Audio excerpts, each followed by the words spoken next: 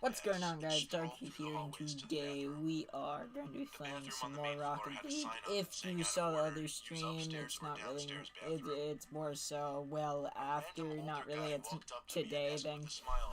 But, yeah, we're going to be playing horror stories, as you can see, and then we're just going to be playing Cash 1s. Or Cash 2s.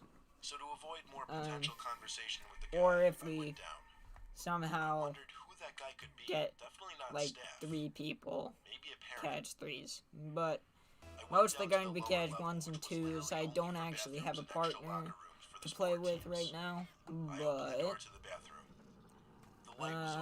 2s can be useful. I went to the stall and shut the door. I covered the toilet seat with paper and sat down. Suddenly, there was a white light flashing in the bathroom, and I heard the sound of the fire alarm outside of the bathroom. It was a fire drill. My heart dropped because I didn't know what to do. It was the first fire drill of the year. Would I get away with just using the bathroom while everyone else was outside? At this point, I figured I'd just do it. The flashing light got a bit annoying, as did the alarm coming from outside. Suddenly, the alarm got much louder. Oof. Then I realized it was because the door opened, and over came marching somebody right to my stall door. I saw their feet underneath the stall. No, dude, could I get them? They didn't say anything, though. I didn't know if I should say something or not. I looked at their shoes. They were just facing the door. But I noticed they weren't just standing there. I saw through that dreaded 1-inch crack of the stall door that everybody hates. Someone's face pressed up against it. Most apparently, the man's eye opened as wide as possible. Then there was a chuckle from the other side. I was breathing heavily now, heart racing too. I didn't know if I should scream or not. Then, the person got on his knees and stuck his head underneath the stall to look at me. It was that man from the hallway. When he saw it was me, he literally crawled under the door and into the stall and grabbed a hold of me, covering my mouth first thing. I remember he said things like, "Don't struggle and just relax." I didn't know what he was going to do to me. It was an unreal feeling, like my life was flashing before my eyes. Get one of those. An age that you think you're invincible. Then the fire alarm got louder again as the door opened. It was the principal's voice. Is anybody in here? I screamed, and though muffled through the man's hand, the principal heard it and came rushing over to the stall trying to open it. He screamed to open the door. The man let go of me, opened the door in the principal's face, and ran for it. Another pretty clean flick, not gonna lie. The school also pretty didn't clean have cameras flicks. at this point, so as far as I know, the guy got away. The principal actually hugged me and was very emotional, telling me to come with him so we could call my parents. All my friends saw me almost in tears walking with my parents to their car. It was humiliating, but I was also just happy. The principal saw the man pull the fire alarm and run downstairs, so he slowly but surely made his way down there and checked the bathroom first thing. He unfortunately passed away 5 years ago. I still have great appreciation for that principal. Nice one. He was my hero in a certain way. Oof. A freaking pop. Little pogo.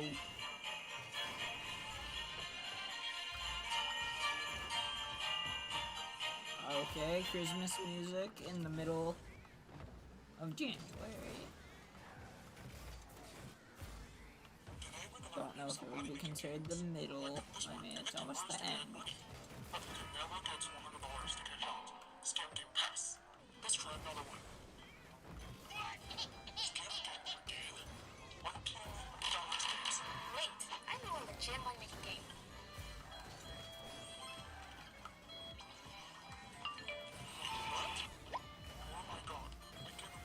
No.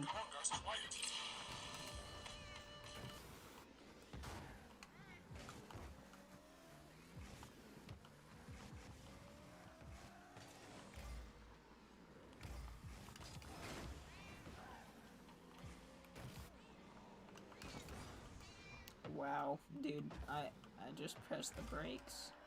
Back in high school, fire drills were usually a lot It's of kind of fun, ironic depending on because what class the you were next in video and I which do, friends you were with.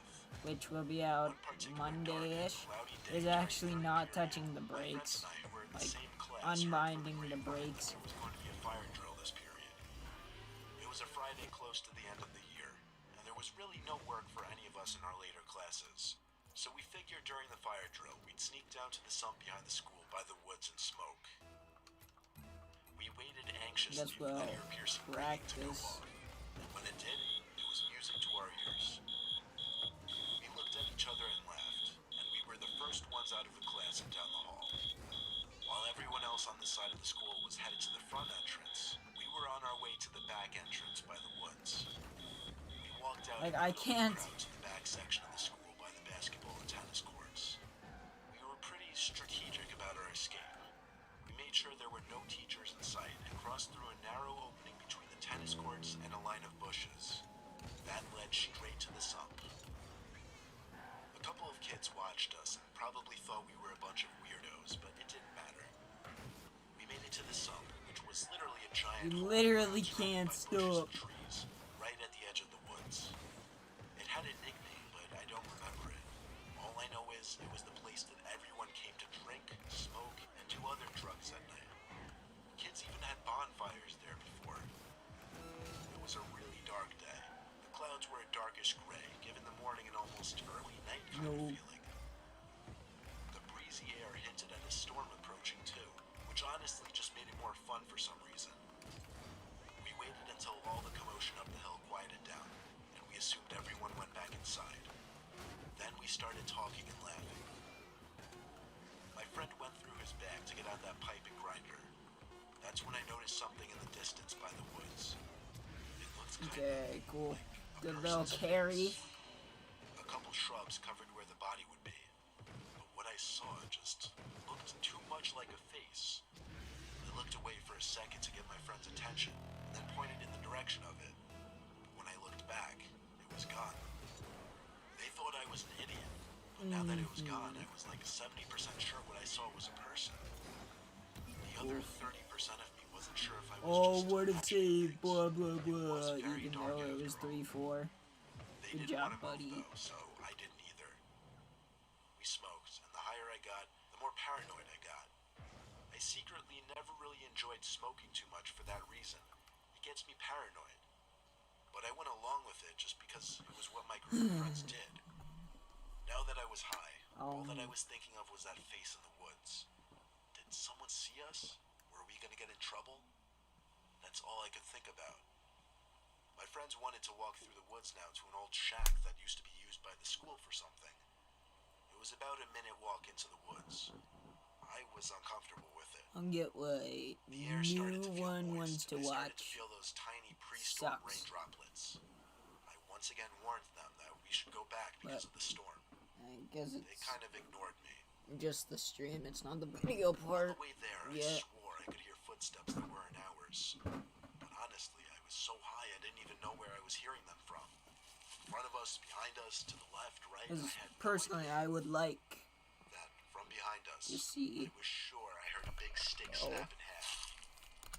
I stopped and turned around, saying loudly, "What the fuck was that?" My friend stopped too. They didn't hear it apparently. There was nobody visible behind I'd have us. to close And my once again, game. my friends thought I was an idiot. I'll do it. Apparently, I seemed later. like I was losing my mind because I became the blunt of all my friends' jokes after that. The big old shack finally came into view. It was bigger than I remembered and more creepy looking. The school stopped using this old building Oh years yeah, ago. that Probably I because it forgot looked that I like it was couldn't about to press brake. collapse. Even the path that led to the front door had grass growing through the cracks.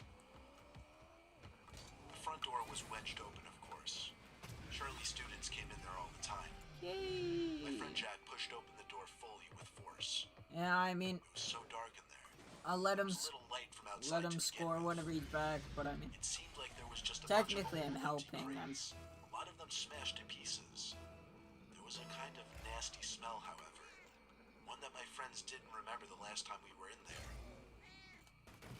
The sound of something squishy plopping on the ground, and then a foot hitting the wood floor made us all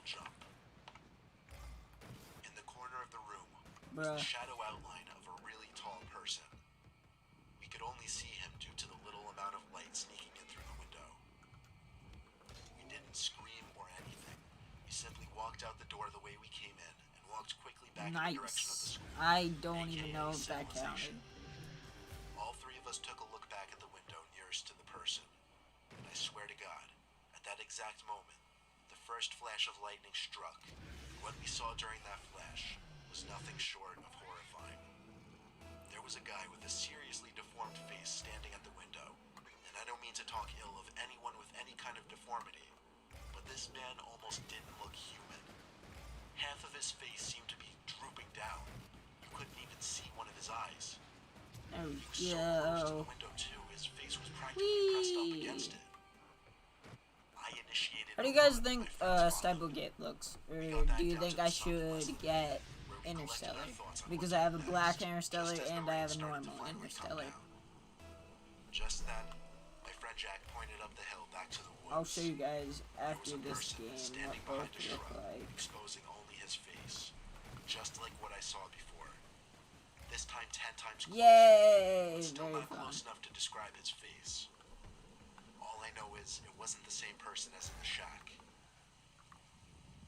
We ran back to the school and hid by the back entrance where it was dry.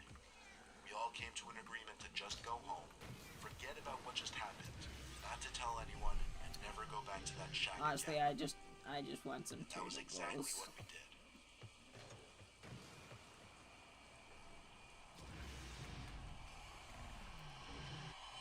Well, whenever the man disconnects, I'll be able to tell you if I got them or not. Our school had this door that led down to a half stairway to some weird dark hallway. A lot of students knew about it, but nobody really knew what was down there. The door only seemed to be open during fire drills, in which just about every door in the building is opened. My friend Kyle and I were particularly interested in finding out what was down there. I'll admit I was a pretty bad student in my first 2 years of high school, and I got into a lot of trouble. So Kyle and I planning to venture down there during a fire drill wasn't one of our dumbest ideas. We had 3 classes together out of 8, so our chances of being in the same class during a fire drill was pretty decent, and luckily it happened during study hall. So as the alarm rang, Kyle and I ran to one of the bathrooms, which already had its door wedged open with a door Is it just stopper. a scheduled? We hid in one of the stalls until all the commotion in That the was hall quite was gone and random. everyone was outside. Then, getting down those stairs was a piece of cake. There was a very dim light hanging from the ceiling. It gave off just enough light to see a doorway that led to another half flight of stairs. This one to complete darkness. We looked for a light switch but couldn't find one. We used the screens on our phones as lights to See, navigate the I dark. would explain We found a door how, that had a do not enter sign on it. because Of course, I what know did we do? pros We opened the supposedly door. We struggled steer to get with that air nonetheless. roll. It felt And like it it was 1,000 pounds. isn't Scraped along the floor as if it had as fallen simple off as its it hinges. seems, nor is it When like we managed to get it open, we found like just a easy small, as square said, room, because a lot of maybe people are 100 like, square feet. oh, you just The room press wasn't silent, down to There was the a little right or clicking up sound, to the right kind of or like a down to the metallic left, up dinging. to the left, It was coming etc. from the You vent in the only corner. need these 2 things. We had to see what it You could be. just need Maybe an animal or something. But as we went closer, we started to just hear need grunting and groaning type noises. these, and you Kyle will dared be. me to hover the screen over the vent to see what was inside. Oof. I really wanted to know what was in there, so I did. I pressed the screen of my phone up to the vents and got on my knees. Now I could hear breathing. I pressed my ear up against the vents and immediately felt something grab onto my Oof. ear. I screamed in a panic, and Kyle quickly came and pulled the hand off my ear. I jumped away from the vent first of all, and saw a hand reaching through it. Kyle and I ran out of there, shutting the do not enter door behind us, and running back upstairs to the bathroom. The next day, Kyle and I went to talk to the janitor, Tom. He was one of the janitors who didn't really give a crap about his job. He didn't even seem angry about us going down there. He just asked what we were doing. We explained what happened and asked if there was somebody working in the vents. He said nobody had been in that room. for years, nor was there any way into that vent down there. Kyle at each other, and I knew his heart sank just like mine did, as we both stood there wondering, who was in that vent down there that day?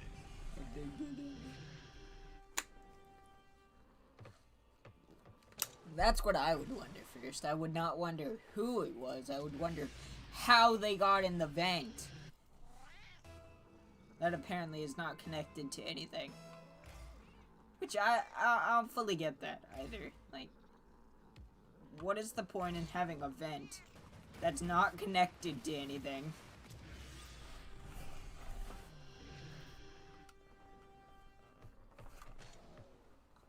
Yeah, but I like getting my turtle goals. Yeah, they're pretty cool.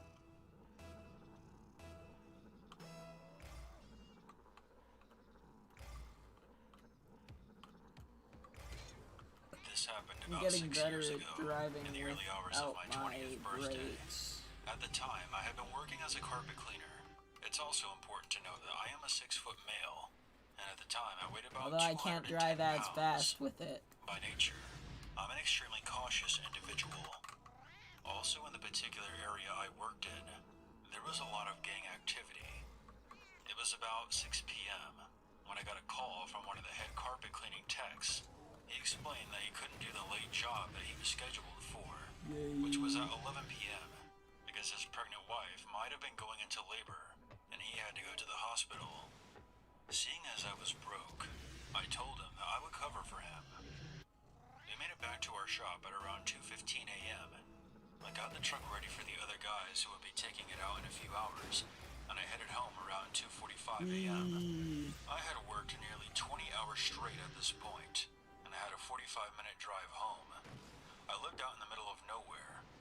Being exhausted and barely able to keep my eyes open, I decided to stop at a gas station and grab an energy drink. When I pulled in, I noticed a black Buick sitting in the far corner of the gas station parking lot. I didn't think much of it. Perhaps it was just the attendant's car. I went in, got my drink and left. I had a gut feeling that something was wrong. Yeah, I began to 16 check behind me to goals see to if anyone was 0. tailing me.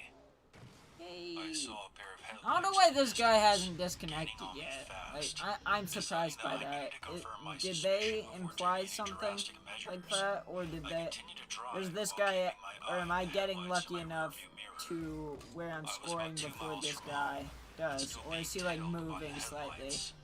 That's when I Does he decided just to know take a I'm doing detour. this? After about 10 minutes of maneuvering on back roads, I knew that things were getting It doesn't serious, look like it as that the time. headlights followed me every which way. My little 4-cylinder Saturn was too slow to get away. Now fearing for my life, I knew I had to try and take control of the situation, as well as not leading my pursuers to my home, where my sister and her 2-month-old son were staying at the time. Oh. At the next stop sign, I put my car in park, placed my 12-inch military-grade knife up my left jacket sleeve, and grabbed the pistol I keep in my car for protection. I prayed that I would not have to use them.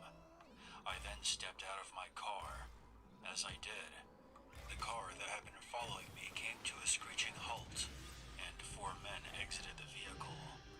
It was then that I recognized that it was the same black Buick from the gas station.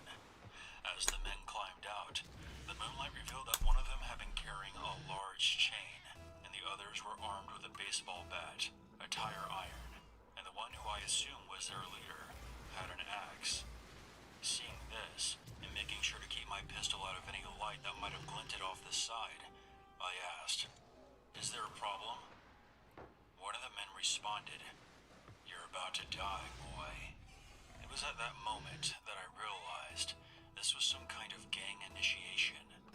I dropped the knife from my sleeve, gripping it in my left hand, while backing behind my open car door, trying to at least limit the directions they could attack me from.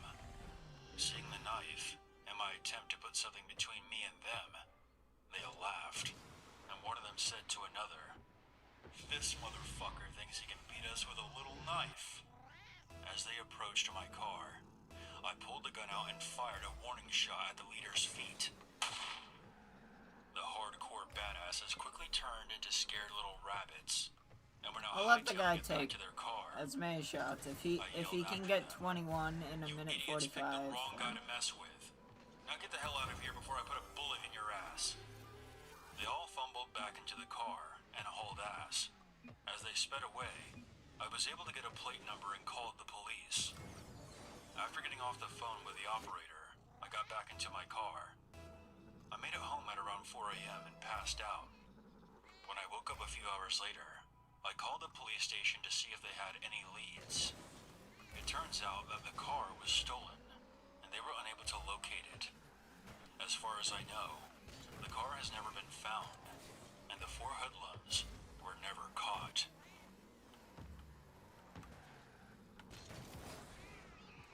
Oof. I'm telling this story on behalf of my departed grandmother. Truth oftentimes is stranger than fiction, and this story has been passed down through our family for years. It serves as a reminder that you can never be too careful. I don't know the exact year, but this took place during the 1950s, when my grandmother was in her 20s and living in a very rural area of Kansas. At the time, she had already given birth to my mother. However, she claimed to be stepping out on my grandfather with another woman. I have no idea if that's actually true, but I don't see why she would lie. On one stormy night, my grandmother left her daughter with her mother and drove out to her girlfriend's house. According to her, the two of them had planned to get drunk and listen to some records. She arrived at the dark farmhouse in the pouring rain and knocked on the front door, but did not get a response. Back then, when plans changed, you mostly didn't find out until it was too late. You couldn't send a text message or even call whenever you wanted.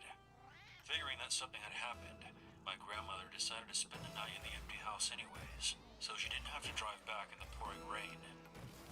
She began to search for a spare key.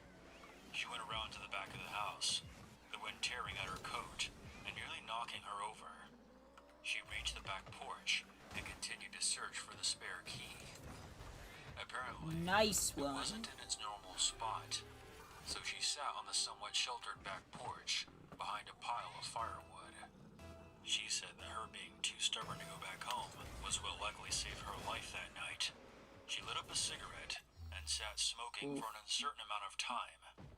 She didn't want to break into her girlfriend's house, but she also didn't want to go back out in the rain and return to her car and drive back in these conditions, which had only gotten worse. She stated that It says rematch, then leaves. and the wind Nice. was making the wooden fence lean at a sharp angle.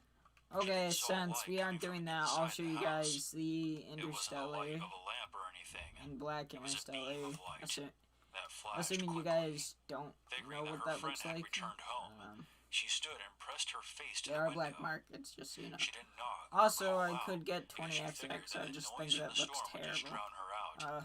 So she just waited to be spotted by the window. Atomizer, gravity bomb, Interstellar, The here's flashlight normal disappeared Interstellar, into the other room, and after another moment, and she obviously caught the I sight get of the a striker man one, she didn't know, since there's moving no around way difference. too slowly to And be then someone who there's knew the Black layout of the house. Tactician She Interstellar. only caught a quick I think glimpse it of looks him in the better. darkness, but she saw enough to know that it wasn't Keep a in member mind of her this would be girlfriend's for family. red.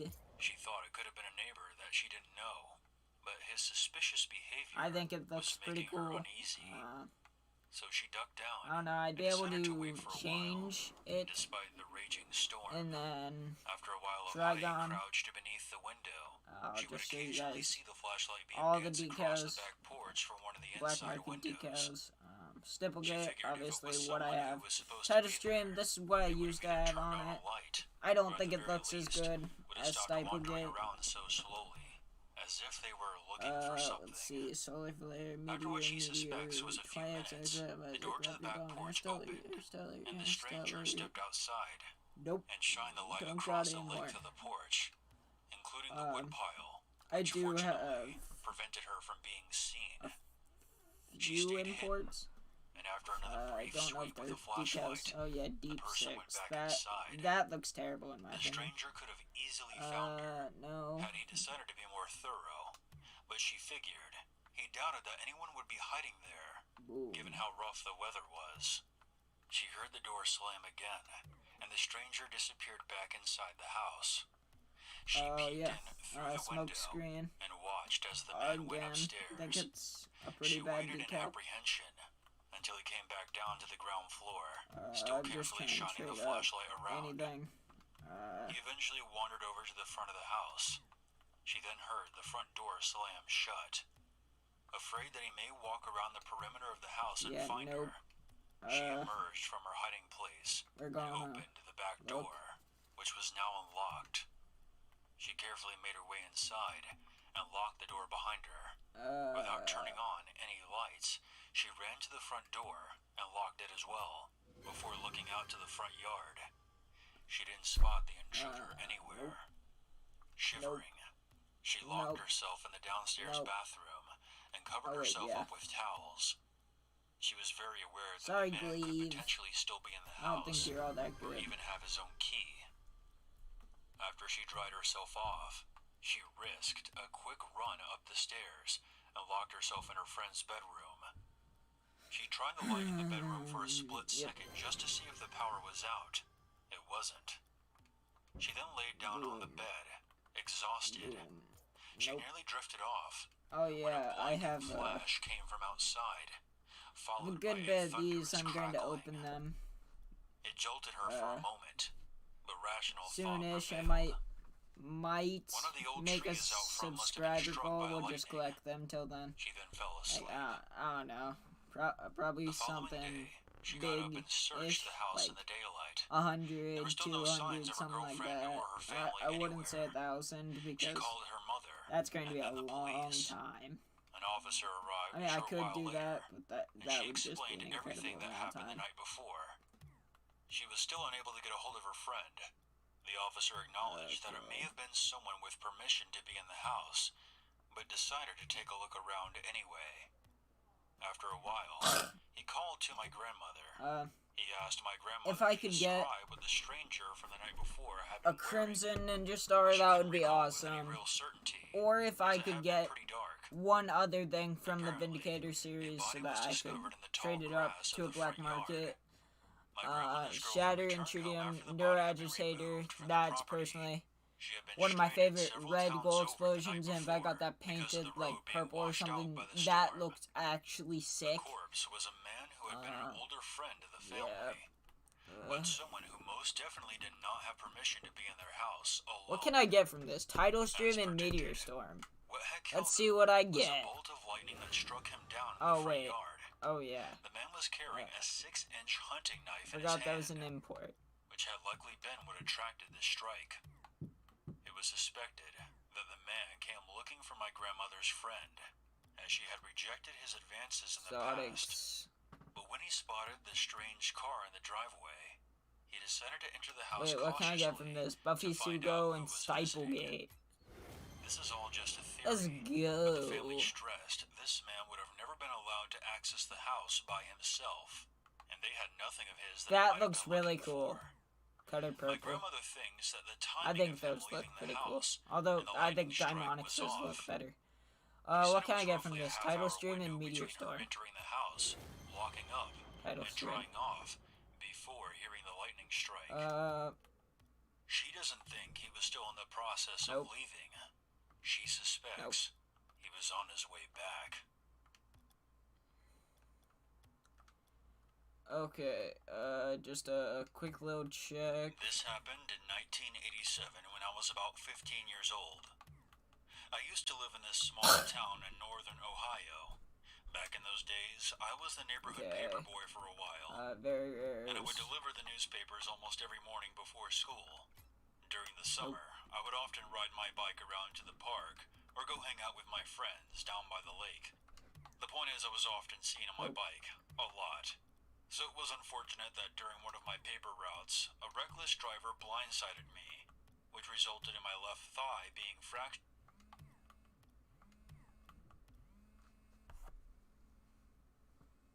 Okay, I'm being called by my mom. Let's see. What?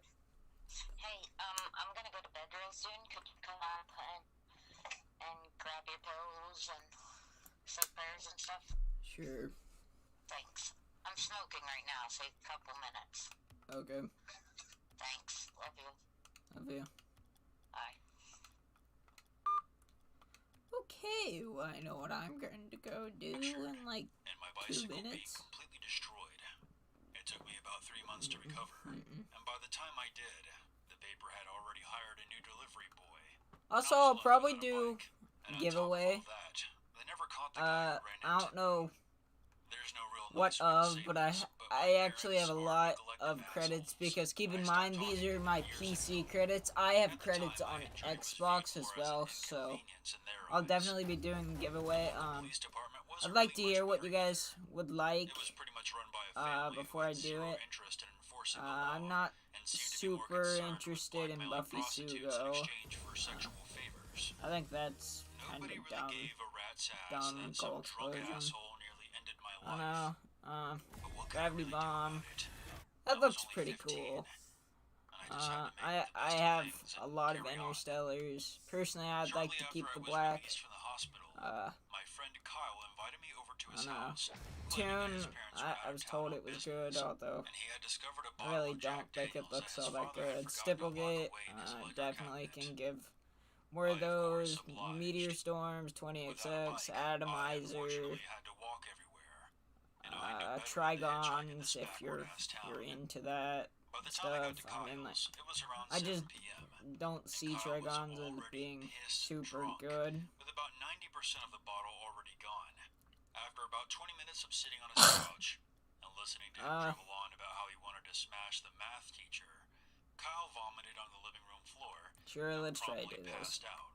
So, being sober and frustrated, I decided to make the long That's trek quite home in the amusing. dark. Or if you guys would like to actually just open your own blueprints, like if you have a black market blueprint, I don't have. Oh yeah, I just realized. There are no streetlights on this road. Probably shouldn't be So using unless the this. moon was out, it would be nearly pitch black. It was a half moon out that night, so things were a bit obscured, but you could still see enough of your surroundings to make your way. My house was off at the first intersection you came upon. The rest of the way was well lit from there, but it was still a good This is 3 going to be mile hike incredibly to get to the hard with intersection. no brakes. I was about a quarter way down this road when I got this inexplicable sensation that I was being followed. I turned around to see what Because appeared to I'm be a going to dark try to figure standing in the middle of the road, jump barely visible in the moonlight. soft. It appeared to be just standing there, so I figured it was probably one of the many drug addicts that lurked around these parts. I quickened to my pace and scolded myself for forgetting my pocket knife, which I usually carried on me for protection. But I didn't want to show that I was afraid, so I didn't walk too fast. Not But I also afraid didn't to take my take a time. stand. About another 5 minutes passed, and Everybody. I looked behind me again. I forgot I couldn't brake. And was now noticeably What? closer. Oh, I Again, thought I just clicked on the wall. I forgot that my car actually pauses midair. Was running or walking towards me. It was almost as if every time I would turn around, it would just stop and stare at me.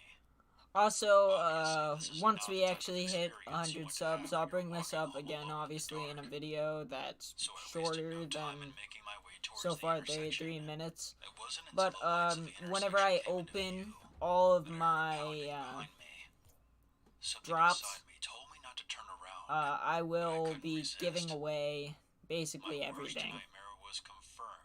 Likely. Or at least I'll have you guys tell me what you guys would like.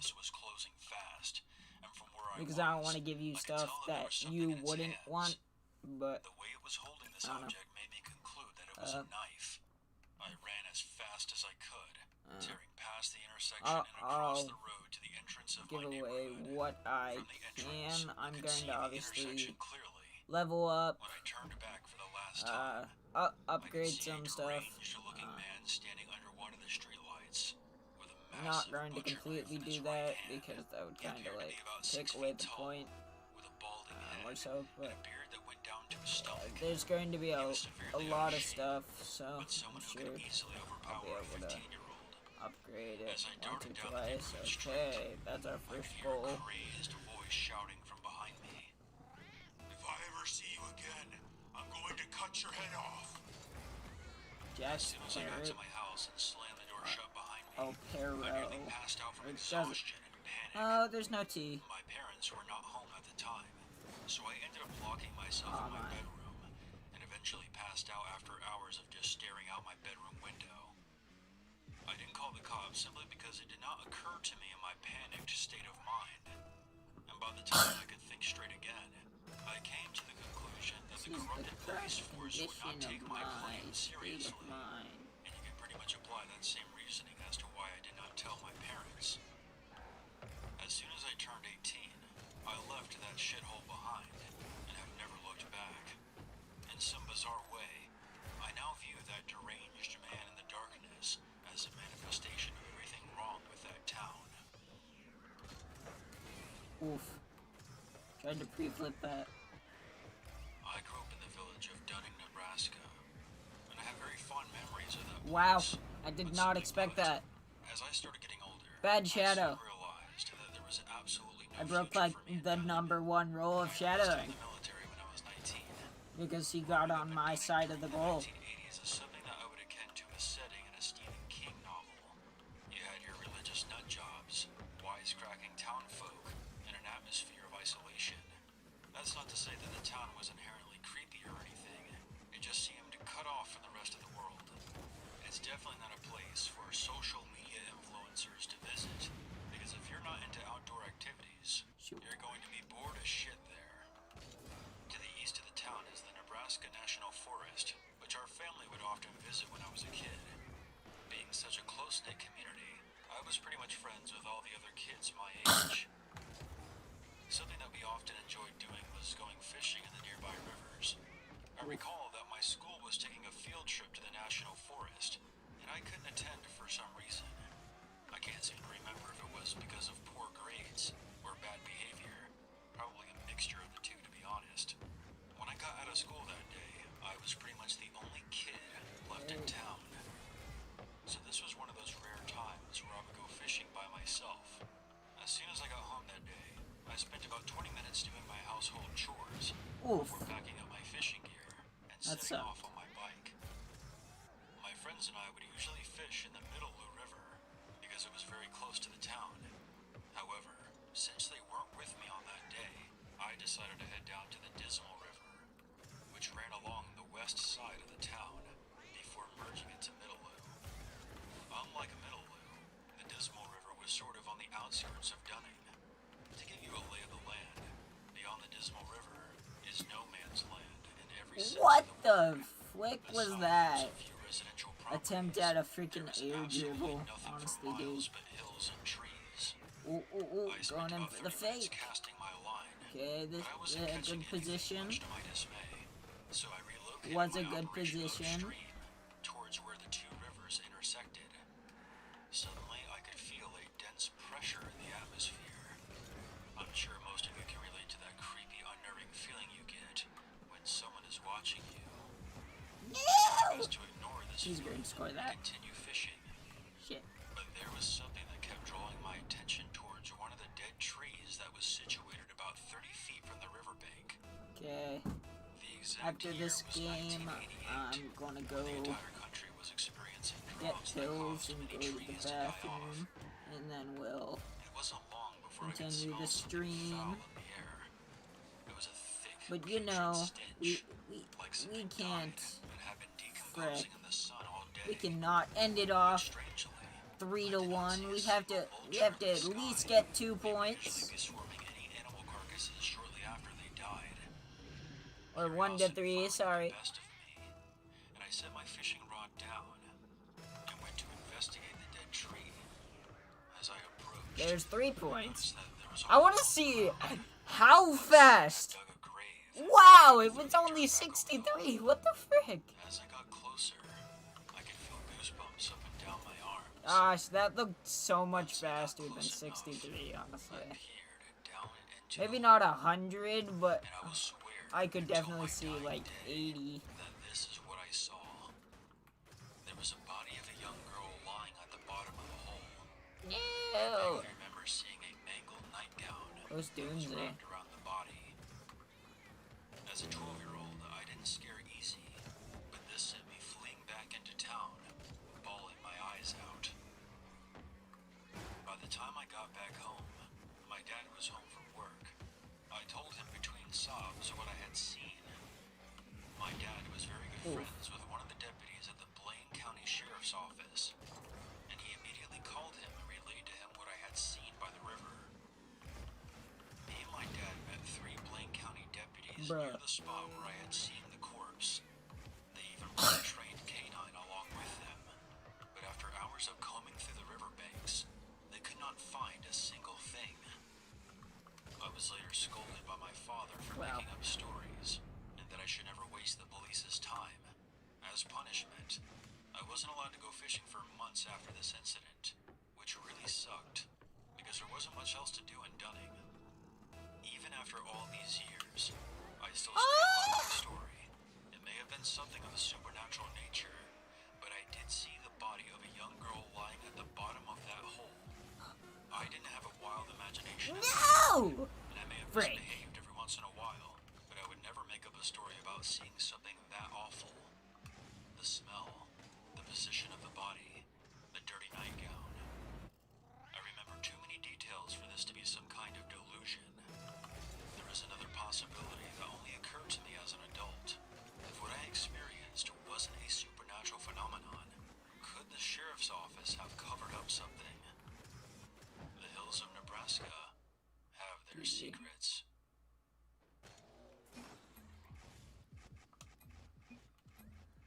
This happened a few months ago. I'm a 23-year-old female, and I had finally bought a car for myself. I loved driving around and listening to music. Let's do like the first 2 levels, and then hopefully she'll actually be done smoking. On this particular drive, I took 2 of my siblings. My sister was 18. Oh yeah! I took them along with me after their constant pleading because they were bored. No! Now, I'm a smoker, and coming from a South Asian household, women are not supposed to smoke. So I took these opportunities to smoke without worrying that my parents would catch me. The city that I live in has some bad areas. However, we lived in a quiet suburban area. So I didn't give a second thought about parking somewhere, getting out of my car, and lighting up a cigarette. I don't like smoking in my car. So there I was, parked beneath a street light, scrolling away on my phone. It was getting pretty dark, but I wasn't too worried about it, as I would visit this road frequently, and it wasn't too far from my aunt's house. As I was smoking my cigarette, I look up from my phone, and I see a man emerging from some bushes nearby. I didn't think much of it. I see people walking around here all the time. This man was very tall, standing at least 6'4". He was on the opposite sidewalk. I assumed that he was just going to carry on walking, so I looked back to my phone. Until I looked up again and saw him standing in front of my car, staring at me. My sister, who was still in the car, must have been watching him as well, because she knocked on the window, telling me to come in. I had already put out my cigarette and was making my way to the driver's side door, keys in hand. Gotta be a speed runner. We gotta skip the stopping area. And breathed a sigh of relief. So that's what all the speed runners do, even though I don't think it's faster. I looked up to see where the guy was. He was no longer standing in front of my car. I looked in my rearview mirror and saw that he was now standing behind us. He was taking pictures of my license plate. I slightly rolled down my window, and I could see his face very clearer now. He appeared to be an Indian man with a beard and a hoodie over his head, obscuring some of the features on his face. I asked him as politely as I could, "Excuse me, what are you doing?" The man comes towards my window, but still kept his distance. He then said in a very aggressive tone, "Do you know who I am?" I didn't know if he was asking a rhetorical question or not. I have a lot of shit going on in my house. I don't need you parking here and watching me. You look real suspicious. Just randomly parking here with your 2 friends. What do you think you're doing? Get the fuck out of here. I chuckled nervously. I was trying to keep calm, but my anxiety was already halfway through the roof at this point. I didn't understand how I looked threatening in any way, as because I'm a small girl who's been told that she looks I like a need to kid. itch my I was in my nose. pajamas, and I was clearly minding my own business. Look, I just parked here to smoke. I come here all the time since I live close by. That's when the man got right up to my window. He slid his fingers through the gap and forced my window all the way down, screaming at the top of his lungs, "Get the hell out of here!" I screamed in terror and told him to stop swearing, as I had a minor in the back seat, and he was scaring him. Yep, because hell's a swear word. "If you don't get out of here right now, I'll damage your fucking car." That My was the adrenaline swear was word, running though. at full speed, and I was terrified. I didn't even bother putting my I seatbelt don't know if on. I should try to bolted go. out of there, and in my panic, I went straight Frick. ahead at a junction. It led me to a dead end. As soon as I I don't know stopped if my I car, should go I took the opportunity to try 10 and calm minutes. down. My whole body was shaking. I couldn't even keep my foot on the clutch. My sister was quick to ask me if I was okay. But before I could even answer, I saw a pair of headlights coming right for us. It was the man. He was going at least 50 on a 20, and he almost crashed right into my car. But by some miracle, he just missed us. After his car screeched to a stop, I'd say I need to he get, jumped out, and that's when I or realized use a that my different window was still all the boost, way down. because I quickly tried this to roll boost my gets window in my back up, face a good bit. but the man was too quick. He then dove into my car. Half of his body was through my window. I screamed so loudly with his ear right next to my face that I'm sure I deafened him. He was trying to force my car keys from the ignition, but I thanked my lucky stars that with my car, to release the key, you had to have your foot on the clutch, which I didn't. With one hand, I was pressing down on the horn of my car to make as much noise as possible, so I could alert anyone who was nearby. I scratched his hands away from my car keys, and I heard my poor siblings crying their eyes out. My little brother had no Surprisingly, idea it's what not he could do that to protect hard me, and my to sister do was in the without passenger seat, brakes. experiencing all of this firsthand. I finally managed to force the man Maybe out I'll of my try. car, and that's Yeah, when he started I'll screaming try again. the "I thought I parkour told you to get map. out of here. Now I'm going to fucking kill you, bitch." The See deranged man then attempted to see pull how my door much, handle, trying to get inside. what And that's time when I get farted the on fuck it out of there. versus I didn't care my that my body was previous shaking like like a fish out of 52 water. seconds. My main priority was the safety of my siblings. I mean, there were I knew that we were making a loud many commotion. occasions I laid down on my horn, trying to get the where attention of anyone nearby, I used the but brake. nobody came to help us. I managed to maneuver my way out of the dead end, But went down at a the new same street time, that could be a good thing. into a totally different area, and I then parked. I knew that I mean, this I was probably assume not a good idea. if I can actually do it without brake, The three it'll of us just sat probably in my be car, sobbing quicker. away. This was the first time that anything like this has ever happened to us. I don't called know the if this police, is and I immediately wanted to the punch myself fastest in the face aerial. when the dispatcher asked if I had gotten the man's registration number. Of course, Or in what? my panic, I didn't. I wanted to slap myself in the face because I listened to a lot of horror stories on YouTube, and I always felt that they taught me how to handle certain situations. The dispatcher was very understanding, as was the female officer who called me the next day. As a woman, she understood how scary it must have been for me, and I cried to her as I recounted the incident. Unfortunately, Love the cops informed how me they that point there was that no out, like, CCTV as a cameras in woman, that area, so because there wasn't really much that they could women, do, especially know, with me not knowing because where it's he being came from. sexist, and If he apparently did in fact women come are from the one of only the ones nearby that get houses, scared. Like, I didn't know why do you which have to one. point out the fact The that officer it's apologized to as me, a woman? but it Why was not really just my like fault as for not another mentally knowing person? important information. I get why I you're made a scared. report of my attack, Because first of so all, if a you should similar not hold incident men happens to in the that standard area, of they like can make the they connection. shouldn't be scared at The all officer said that in when I that parked my case, car, the man was likely and doing not something hold illegal women to nearby, the and that's why he freaked out on cow me. I personally think it cowardliness was just some that deranged individual the freaking who enjoyed scaring people who looked half like the easy population prey. apparently seem to think. Growing up in a working-class Latino family, we didn't have the luxury of taking I lavish forgot to go vacations take throughout the year. my pills, However, so that I'm gonna didn't get stop to us level from exploring 11, the my natural lucky wonders of number, Southern California through camping. and then we're going to At a quit. young age, my sister and I understood the value of camping through our shared respect for Mother Nature. Over time, we mastered surviving in the outdoors, so much so that we desired to explore new campgrounds throughout the state. On one such occasion, a coworker of my father overheard him talking about his summer vacation plans and suggested to What him we a new wanted from campground a to check young out. age. No To this day, emotion. That's my what parents nor business I is. are unable to remember the name of the Lord have campsite. mercy on Yet we all agree that it was witnesses. somewhere in the hills of I'll be right San back, Diego guys. County. My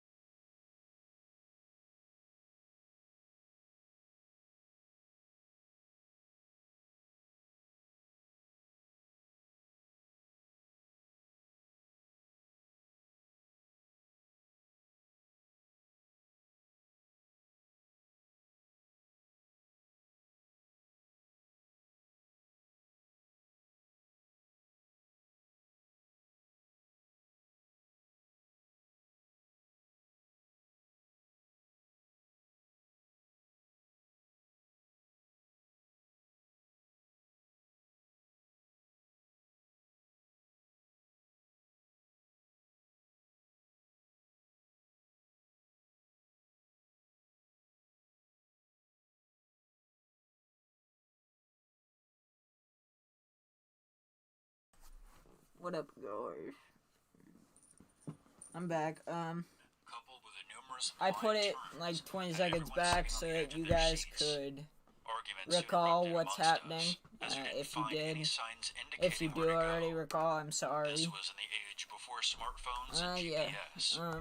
Eventually, we We convinced probably our should father to stop and like ask for directions.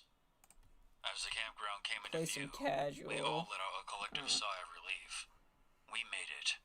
And yet, arenas. the place I did not wanna look just like it was make a sure, national like, park at why all. There wasn't a ranger do I station get or this a map welcome so center commonly? anywhere It's in literally sight. disliked. The lake appeared murky like a bog, whereas the campground itself was devoid of life. A proverbial ghost town, with the only inhabitants being us. With our bewilderment aside, we cautiously surveyed the area, finding any clues that will guide us to the keeper of this place. Out in the distance, we saw a Forbidden open Temple, sign like Champions dangling in the window Field. of a dilapidated diner. Like Neo Just Tokyo. as the sign implied, we entered the establishment Like this. to I inquire don't about like the place. Starbase. Pushing the creaking door open, we were greeted by the owner of the diner, we'll play some a twos gaunt-looking for man now. who I would now say was plucked straight out of the movie The Hills Have Eyes. Nope. Well, how can I help y'all folks on this I don't know fine who that is. My dad Like, replied, I'm sorry if you are "You made someone that reservations I to like camp know here? personally. But I'm not sure if But this is the right place." I have We received then a handed the ton man of our invites booking from papers for them, him to inspect. and With his bony haven't fingers been grasping able the pages, he to replied, play. Yeah, you have the right place. I'm the groundskeeper of this here national park. Let me finish some paperwork on my end, and I'll get things ready for you and your family to stay here with us. As he wobbled off to the back of the diner, my sister and I retreated to the safety of our car. Although we were children at the time, we both felt a sense of unease, even dread at the thought of spending the night here. Despite our worries, our parents reassured us that the vacation had only just begun, albeit with a few bumps along the way. As we neared the site, all of our concerns were tossed out the window, as it was time to transform this empty lot into our secure encampment. The rest of the day came and went, as our campsite was beginning to take shape. The sounds of our radio, along with the rhythmic banging of the hammer, were the only echoes greeting us as the sun began to set. This detail stood out to me, due to the fact it was early July here in Southern California, and there are always people camping around this time. In either case, we all just brushed it aside and thought that more people would arrive by tomorrow, and they did. On the following day of the trip, my father went fishing at the lake. While he was off on his own adventure, my sister and I decided that it was time to have one of our own. Recruiting the aid of our mother, we set out to explore the campgrounds. To our surprise and elation, we discovered that this campground had its own public swimming pool. With our minds made up, the three of us got into our bathing suits, Purple Mr. slathered on the Monsoon over here. sunscreen, and made our way to Okay, the pool. I'm turning Soon my sister and I were break splashing back on. around in the water without a care in the world, until I noticed three suspicious men, dressed entirely in black. They came and sat at one of the chairs at the opposite end of the pool from where our mother was watching us. At first, I thought the men were new campers that had recently arrived at the grounds to examine the swimming pool, but to my dismay, the men just huddled around each other and whispered incomprehensible things while staring intently at the two of us. My mother's instincts caught on to the predatory behavior, and she decided to cut our excursion to the swimming pool short. When my father arrived from the lake, he said he was unable to catch any fish, and that the fish he did find were all belly up dead in the water. My mother then informed my father of the three suspicious-looking men eyeing my sister and I at the pool. This infuriated him. My father, brandishing his machete, stormed out in search of the group of men, ostensibly to talk some sense into them. Some time passed, and my father arrived back at the campsite, dismayed that he did not find the men. Only a mother and her two little boys. Wanna be This level point may 1000. sound I'm insignificant only at first, level but will become important later in the 730. story. As night fell, my sister and I were That preparing just to go to means we sleep gotta play when we a were lot suddenly jolted more. awake by the pleading screams I mean, of like, a woman. I got 300 in 1 or 2 months, Her pleas were but joined by the cries that of was two back young in the children old days of and Rocket various League, male where we voices had, like, demanding their silence. 80% My father extra recognized the woman's XP voice instead as of the just mother a he full saw level earlier in the every day, so camping along often. with her 2 kids. And there were challenges My father, who is a former Marine, loaded his rifle and almost concealed every his hunting couple knife. hours. He then proceeded to think. tell my mother to Or take at care of least it us seemed while like handing that. her a loaded gun. I then saw my father head out towards the campsite But it's where the fine. single mother and her children were staying. My sister and I were petrified when we noticed the terror-stricken look on our mother's face. As the yelling escalated, 2 thunderous bangs from the rifle rang out. I love sucking at demos. Which put an end to the chaos. Seconds later, we heard the crackling branches closing in as someone moved quickly towards us. My mother, with eyes wide and knuckles clenched, aimed into the darkness, ready to protect us at all costs. To our relief, my father emerged from the shadows with a fearful mother and her 2 sobbing children. My father then claimed that he scared off the men who were harassing us at the pool and will be helping the mother pack her things to leave. Nice. To ensure that He they made their didn't way even down the touch mountain it. safely, my father Voice. offered to follow her in our car until she got to the main highway. In a moment of reprieve, the woman held her children tight. We all assured her that their safety was of the utmost importance, and knowing my father, any form of aggression needs to be handled quickly. With pleasantries aside, my father departed yet again to help the mother pack up her campsite and leave this backwater excuse for a national park. No. The few rays of sunlight that streamed into our tent signaled the start of a new day, since our father had left to escort the small family from the imminent danger. With a look of apprehension on my mother's face, my sister and I started to pack up camp, knowing all too well that we did not want to risk our I lives want the turtle girl spending so another night freaking at this badly. place. I was making my way to the bathrooms when Look my like eye he- caught the glimpse of our car slowly making its way back to No, camp. I'm not going to say that. I ran back to Because tell now my I'll mother get and hate. sister. I Probably. noticed the car as No, well. I will say it. I look And like soon a the young bloodshot eyes Lethamyr of right my now. father behind the Not wheel necessarily came as into view. skilled as As he Lethamyr, but I exited feel the like I car, look he kind of like informed him. us that the mother and her A little children different. made it safely to the highway. I just feel This like I was then look like followed him. by a long pause, with my father saying, That's just I'm thinking. "Now let's get the hell out of here ourselves." With that, we all took our positions and packed up the rest of our camping gear. Before leaving this godforsaken place, my father informed the owner of the diner about what happened last night and about the 3 suspicious-looking men. The only thing that the emaciated-looking man said was, "Well, it's a damn shame that you and your family can't stay here a little longer." We then hightailed it out of there like bats out of hell, vowing never to return. Ever since this harrowing experience, my family and I have been unable to get my sister to go camping again. As time went on, I decided to ask my father where he had heard about that awful place, to which he added a new detail not previously disclosed. He mentioned that upon returning to work, he wanted to confront his coworker about the horrible camping recommendation he gave. When he tried to locate him, another coworker stated that the same man quit a couple of days before my father was going to return from vacation. My father Oh yeah, also I don't know, and confused upon hearing but this. I am assuming Was the man somehow that connected to those 3 the men? If so, supply crates what were their motives for harassing a are family out in the middle of available nowhere? on all platforms. The answers to these Although questions we I will know never I got some on But what I do Xbox, know is some on this. PC. If my father did not don't know. intervene on that fateful night, that single mother and her kids would have met a fate far worse than a failed camping trip.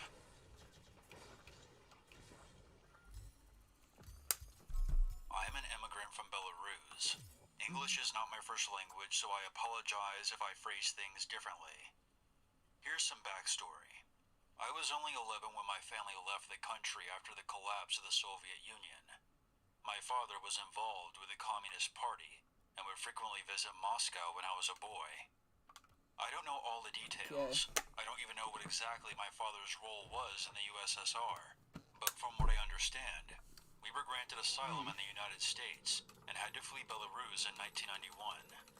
But that's not really why I'm learning the story. This is about something I saw in my childhood that has scarred me for I like life. being this close to the This took car, place honestly. roughly a year before Maybe we left. So a I'm guessing little the year was further, 1990. like My 300, family, like many others, but there's not much lived in a difference. massive apartment building I just in like Minsk. being able to There were tell two other identical a apartment buildings big adjacent to difference of when ours, I'm in and directly behind the buildings was a car playground cam area versus where I when would I'm play in with my ball friends cam. Sasha and Victor. Beyond the Helps playground was a section of for the trees start, that separated in my a shopping opinion, plaza especially from the since I apartment like to go grounds. like this. I remember that my mother was feeling ill and was bedridden, and my father was away on business in Moscow, so I was pretty much on my own that night. I remember that I had gotten bored watching TV in the living room and decided to go outside and see if any of my friends were at the playground. I would say this was around 8 p.m. Nice one, Tyler. By then, Completely most missed of the children them. were inside, and I don't even think Fucking anyone was God, allowed dear on the Blaze. playground at that time, but I didn't care. There was no one around to tell me to go back inside, and I was pretty excited to have the playground all to myself. It was chilly out that night, but it was not snowing. No. So I figured that I would play on the slides and swing set until I either got bored or if security came along and told me to go back inside. So there I was, just swinging in the dark, when I heard something near the fence that separated the trees from the playground. Oof. That should be a goal. It was a Not a strange goal. noise, like someone was sawing wood, but there was something just off about it. I ignored the sound, but it became louder as time passed, to the point where I became curious as to what was causing this strange noise. There were no lights at the playground itself, but there were lights mounted to the back of the apartment buildings that illuminated things just enough to where you could see your surroundings. But the trees beyond the fence were pitch black. I got off the swing set and approached the edge of the playground.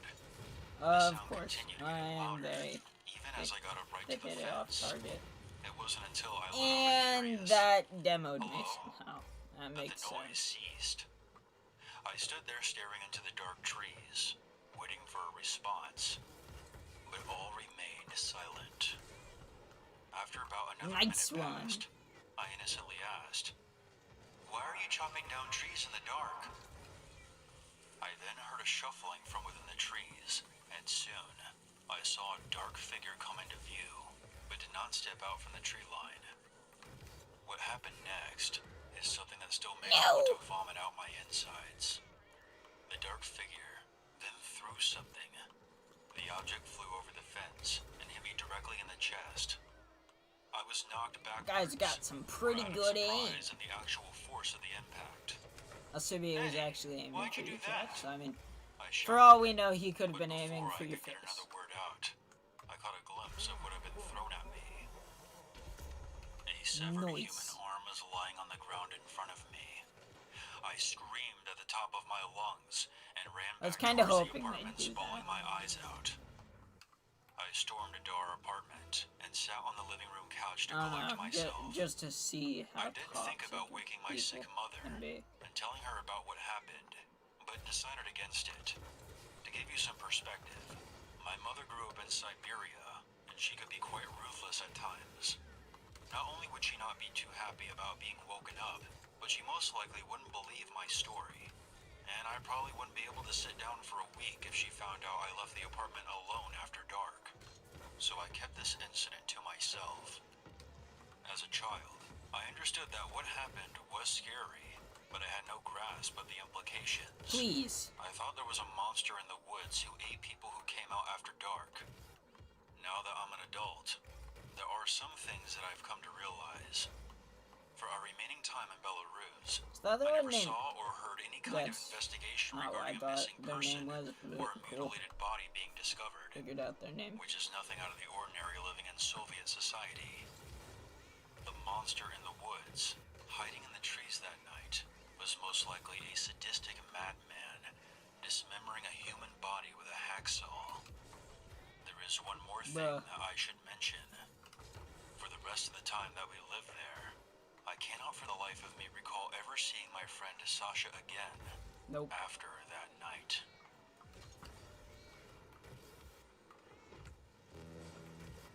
My name is Bree. This happened in 2016. Please, teammate. I was 19 years old at the time. I was up late the night before into the early morning studying, and I hadn't had much sleep, so I had just woken up from a nap. I decided to hop in the shower to wake myself. That's when I heard this weird scraping sound coming from somewhere outside. Team. I stopped the shower and peered out from behind the curtain, and then made my way over to the window. Leave the match because you literally but I could still hear the noise. fucked us up. I thought it may have been my neighbor working in a shed, so I ignored the disturbance and finished up in the shower. Oh no, what a save! Before I continue, You're I should so inform you that I cool. have severe anxiety problems, and I often You didn't get even get a goal before this. It also doesn't help that I have PTSD as well. Anyways, And like, I didn't get a goal before this, but I texted my then boyfriend. My excuse is my teammate's dumb. While I was waiting for him to respond, I just relaxed and scrolled through my Facebook. I was reading an article about the recent clown sightings that were happening at the time, when I was interrupted by the sound of footsteps coming from outside. I stopped and listened carefully.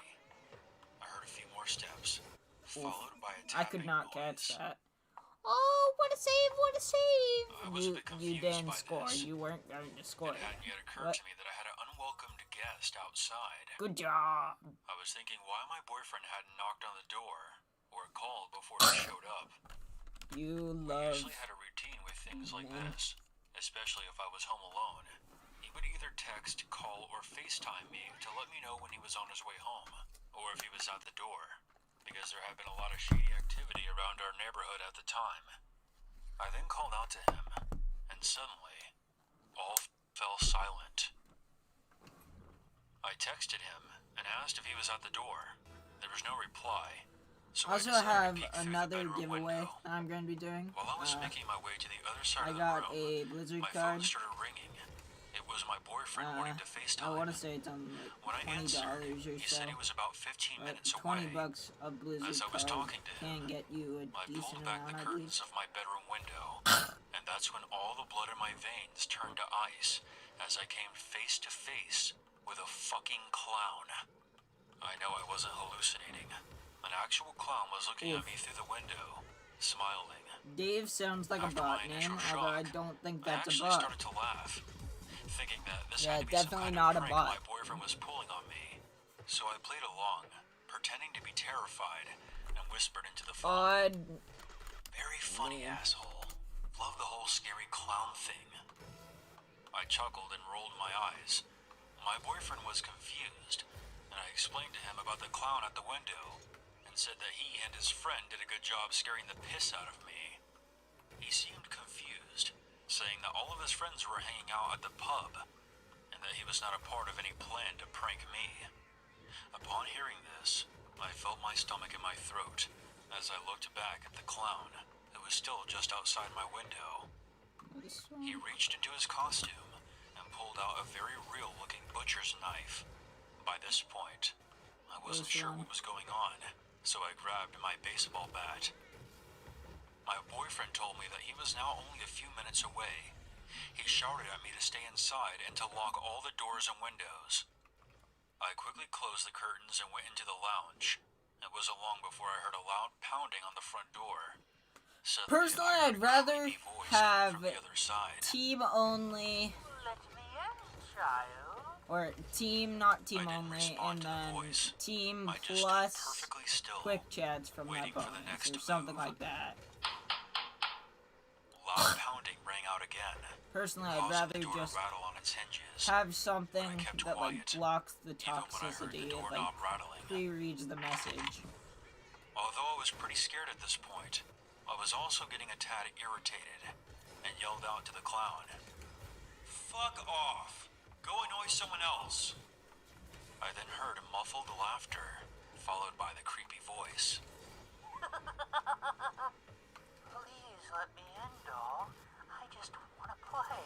I want to play with your insides. I had enough of this. I was was about to go out and confront this creepy asshole myself when I heard my boyfriend's voice, who was still on the phone, say, "Hang up and call the cops." After some consideration, I thought that maybe confronting the creepy clown outside with a butcher's knife was not the correct course of action. So I did as my boyfriend said. I left the lounge and was soon explaining to the police dispatcher the situation. I was on my way back to my room when I heard the sound of glass breaking. I stopped in my tracks and told them that I think the clown just broke into the house.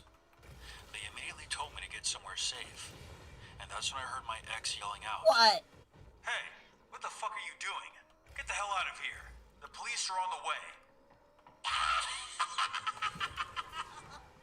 I just bellowed out a psychotic laugh and took off. As I made my way back into the bedroom, something caught my eye. I peered out the window.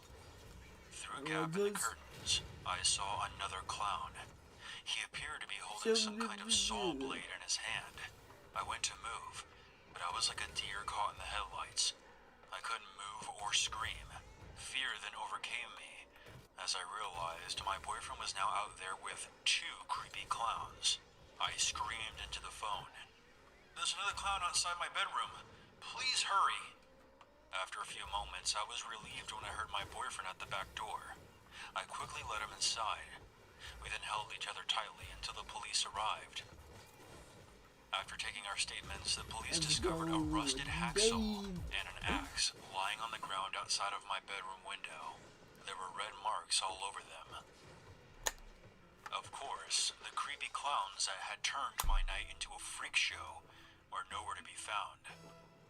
After that night, I struggled to fall asleep. I often think to myself, what would have happened to me if I had been stupid enough to open that door? Were they just a couple of thrill seekers looking to frighten a girl who was all alone? Let's go. That was a noise flick. Out for Aside blood? from the fact it didn't really have power. It just... I mean, it did need power. I was born, raised, and still live in Texas. In that case, I come from a family of hunters. It's pretty much a family tradition. I'm going to tell you about something that I experienced when I was 20 years old. No! Back in You 2005. took the boost. My father had just been Maybe I diagnosed can with lung get cancer, to boost and from everyone in my family little was naturally pads. devastated by this, especially me, since my dad and I were very close. I had a lot of other personal stuff going on in my life at the time, and I felt that I needed to go out for a few days just to clear my head. I decided to make it a solo hunting trip and packed up some camping gear. Along with my What Marlin did I 56 do? that Why my did dad it, like, gifted to me when I veer was off 18. to the left? If I could get sentimental for a moment, You can my father see ended it, up passing like, away 3 years after his diagnosis, or we and to skipped this it. day, Never mind. I still use But, that rifle like, for hunting. I, like, Anyways, ran away I'd from say the ball this for a happened good around 3 late seconds. October, early November. I don't want to be too specific with a location, because technically, I wasn't supposed to be hunting in this specific area. However, I will disclose that it was near the Mexican border. This will be important later. I decided to set up camp for 3 days before heading back. I had been hunting on this land before with some friends of mine, and I knew the precautions to take not to be spotted by the game warden. I'm sure if there's any other hunters listening to this broadcast, they'll be more than happy to tell you that we often wipe our asses with the rulebook. Before anyone judges me too harshly, or the practice of hunting in general, I will say that I'm a very spiritual person, and I have a profound respect for Mother Nature. I don't leave trash everywhere. Unless and every he wants animal to that I play put again. down, I never let go to Okay, he waste. does want to play again. I'll be the first to admit, there are hunters that give us a bad After name. this guy leaves, And me not following the rules we're is more of going a to middle finger to the go government to than it is Boost to and the sport of find, hunting. I once see if sure we got have the a shit out of Boost. someone who was a friend of a friend. Personally, for I'd shooting like a stray to dog get for either absolutely Crimson no reason. Ion, If it's which I don't know consolation if I to have. anyone, Mainly, handed not him a not for the horrible actual ass-whooping look for of that. it. but I So digress. since it doesn't really look cool, The I first might day went not off use without a it. hitch. Since No I do problems want you guys to be whatsoever, entertained, aside even from with the the fact car. that there was no game to be found anywhere. So But I I don't figured know. that I would I head mean, further south the This next day isn't really a to see if my bad luck would boost, improve. Other hunters knew so about I'll this probably restricted keep it. location and may have already unless I cleaned up find this one area. that's like good. As night Like fell, I found myself sprawled out next to my truck. just staring up I at the don't night believe sky, I have a crimson eye wondering on. if me and my dad would ever take another hunting trip together.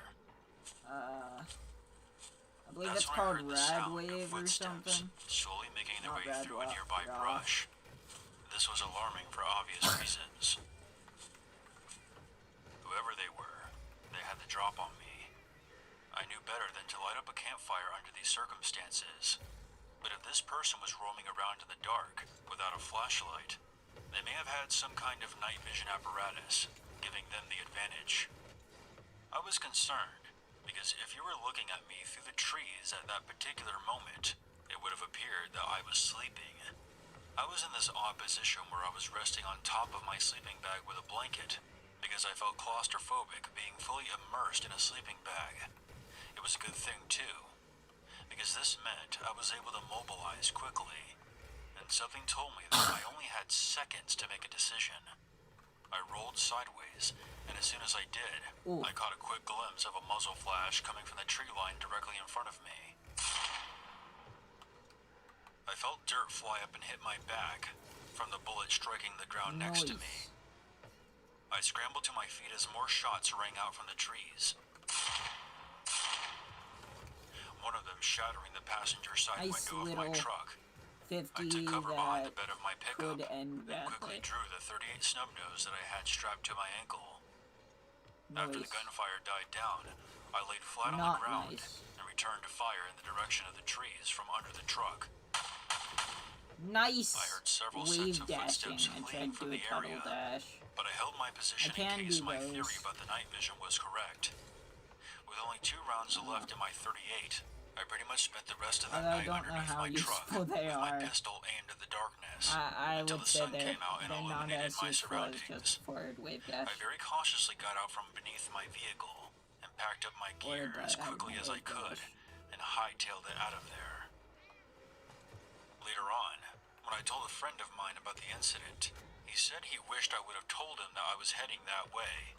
He would have warned me that the Mexican cartel started using that area to smuggle contraband and people across the nearby border. This friend of mine was a Mexican immigrant himself, and had several family members mixed up in the cartel and coyote groups. So needless to say, I trusted his word. All things considered, I think I got off pretty easy. Had I been in my sleeping bag that night, I have no doubt that bullet would have nailed me. Should I move These my days I stick to the designated webcam hunting grounds. and stuff so that you can see the chat? Are just not worth the risk. I'll probably do that. No, I'll probably move the DBG Darker up to where the Darker 56 thing is, or after the American invasion.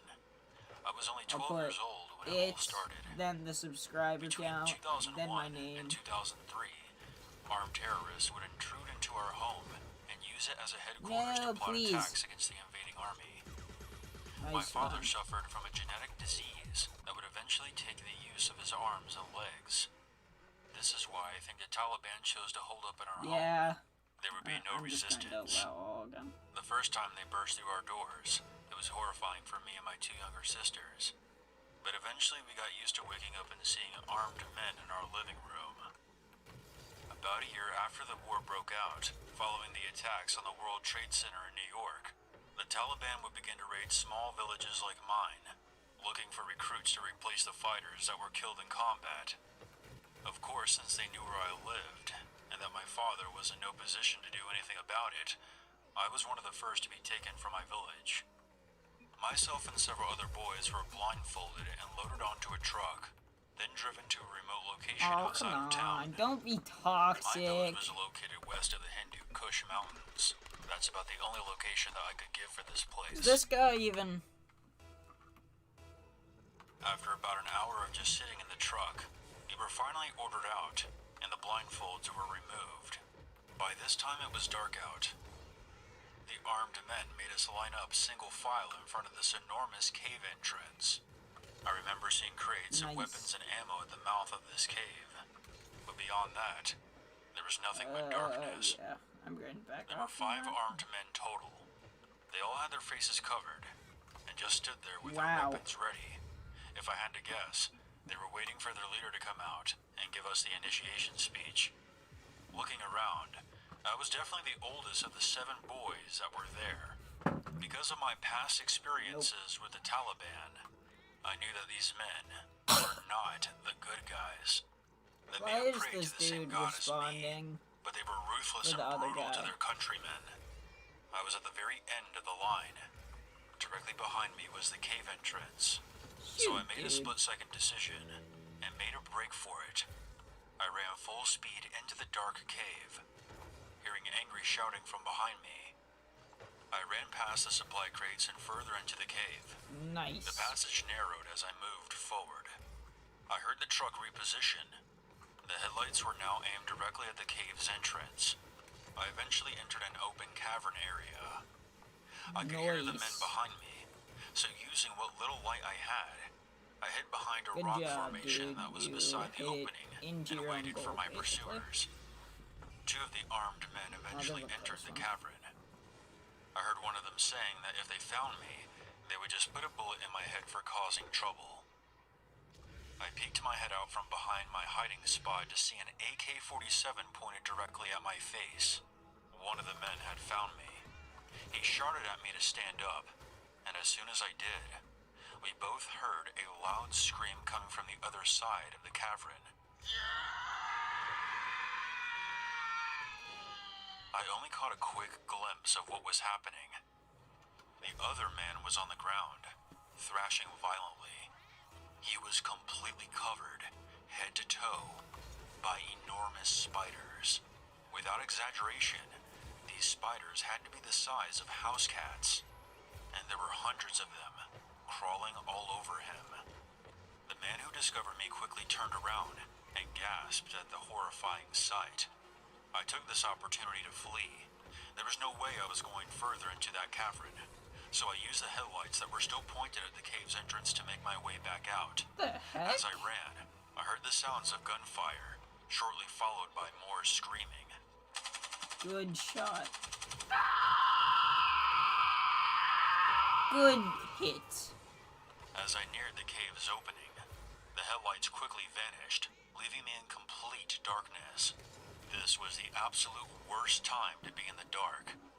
I made my frantic exit from the cave, just in time to see the taillights of the truck as it sped off.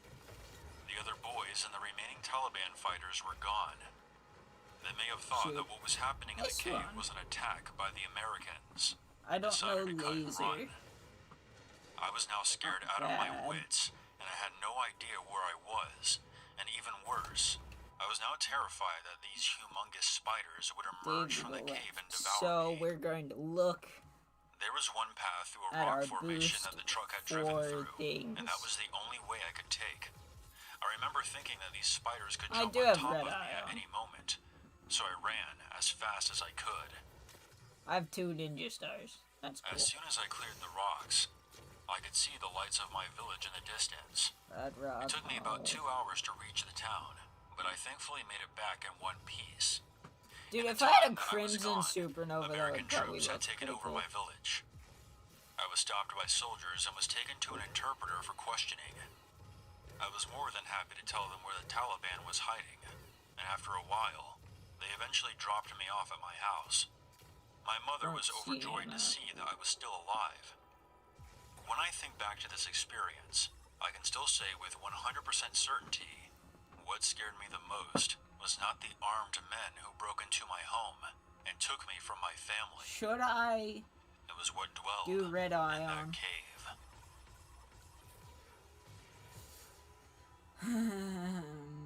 I grew up in the Midwestern United States like, during I haven't the 90s. had a My family time lived in a where tight-knit it's community, 100% and we would often have screwing over. get-togethers and barbecues with our neighbors. It was truly the American dream. My brothers and I were all very good friends with the kids from our neighborhood, and whenever we would have one of these gatherings, all the kids would get together for a game of manhunt. To avoid any of the back and forth of who would be chosen as the hiders and the seekers, just like my brothers and I would usually Forbidden volunteer to be Temple, the seekers. like There was this giant forest area outside of Championsville, our neighborhood like where the games would take Liquid place. Park, And like since we would often go fishing with my Utopia, dad around this like- area, we knew it pretty well. actually, You could say that we were all very competitive. I remember it was the 4th of July, 1996. The entire community threw a party at the neighborhood park. This meant that we kids were going to have our traditional game of manhunt, one of the biggest we've ever had, and it would take place after the fireworks show. By the time the fireworks stopped, I would say it was around 9:30 p.m. Shortly after, we gathered everyone for the game and began around 9:45. Things started out like any other game. We caught most of the low-level hiders within the first 10 minutes. However, there were still some of the older kids hiding out in the more obscured areas of the park. We were always told never to go too deep into the woods. To give you some perspective, the park we were at was at the very back of our neighborhood. Beyond that was the forest that went on for about 3 miles before you got to the highway that led into town. There was no hunting allowed in this forest. While I love horror stories, I want to listen to So we would often see a lot of deer Hometown, and other animals roaming about. NEFFEX song. Anyways, the game went on for a while longer. It's Despite my their best efforts, outro we apprehended music. most of the hiders. I Except personally for a girl really who like was it. about 8 years old. We'll call her Ashley. So, I found this to be very odd because Ashley wasn't the best hider and was usually one of the first to be caught. I'll do it We made our way to the small after the lake 4 behind the minutes clubhouse. of This was the last area we would check before letting someone know that we couldn't find Ashley. It was about this time that I began to feel this sinking feeling on my stomach. I was only 11 years old at the time, but I could tell that there was something wrong. I distinctly remember seeing the moon reflecting brightly upon the surface of the water as we made our way around the lake. I guess When we got to the far side of go the lake, into we started hearing a strange noise coming from within the trees. It sounded like someone was being brutally stabbed over I and would over have said again. the parkour map, But no screams were accompanying the awful sound. I want to try The three of us approached the this tree line. thing. When my brother pointed his flashlight into the It's pretty trees, fun. I should we saw probably a get hooded like figure with Owen his back turned to for it. us. They appeared to be kneeling down and stabbing at Oh something wait, is with it a large all hunting multiplayer? knife. I forgot As that. soon as the beam fell upon the figure, forget. it immediately stopped what it was doing and stood up. The next thing I remember is my oldest brother covering my eyes with his free hand and telling us to run back to the park. The three of us took off and ran back towards the party. I remember hearing the sounds of thudding boots tearing through the brush behind us. I mean, As soon as we got back to the party, my older brother told my dad about the man in the woods. There's also guns in this The game. rest of the night is a blur to me. I only remember seeing the police showing up and me falling asleep in my dad's arms. Ooh. The next morning, I was told that Freaking Ashley ended up fire meeting with her cars out of parents while me. the This game was is still going on, this is which explains why very we couldn't correct. find her. I didn't get to go look at what the man was stabbing at, but my brother told me it was a deer carcass. Season. I suppose we could just chalk this up to someone hunting in a Sure, restricted area. let's play these. But there's still Also, something I that think I bothers need me. to get the Steam What achievement. kind of person rapidly So, stabs at a there's dead a deer in plus. the dark? while we wait And for even the though he was tournament. nowhere to be seen by the time we got back to the party, I'm certain that he was chasing us, at least for a short while. Oh, it's It makes me wonder what he would have done if he caught us. 1v1s. That was the very last game of Manhunt Wow. neighborhood I ever got played. spurred on by the bot. I actually didn't know it was a 1v1. I'll probably fix that eventually.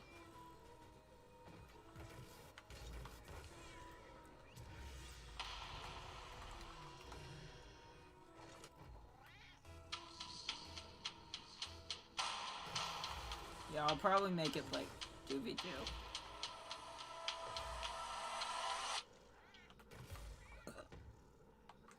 There's always a reason to be afraid.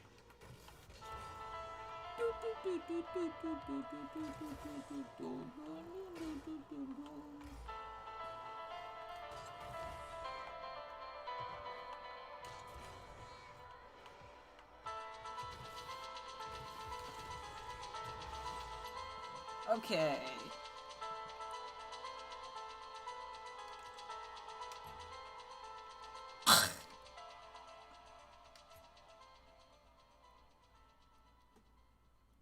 Start new season. 2v2. All-Star. We'll do 9 weeks. Playoff teams. Discord.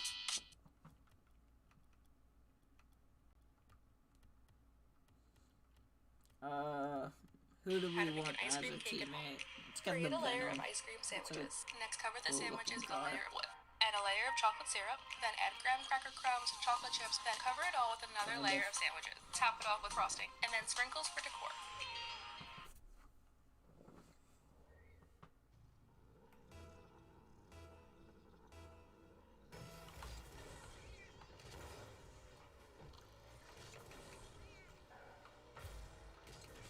And Discord.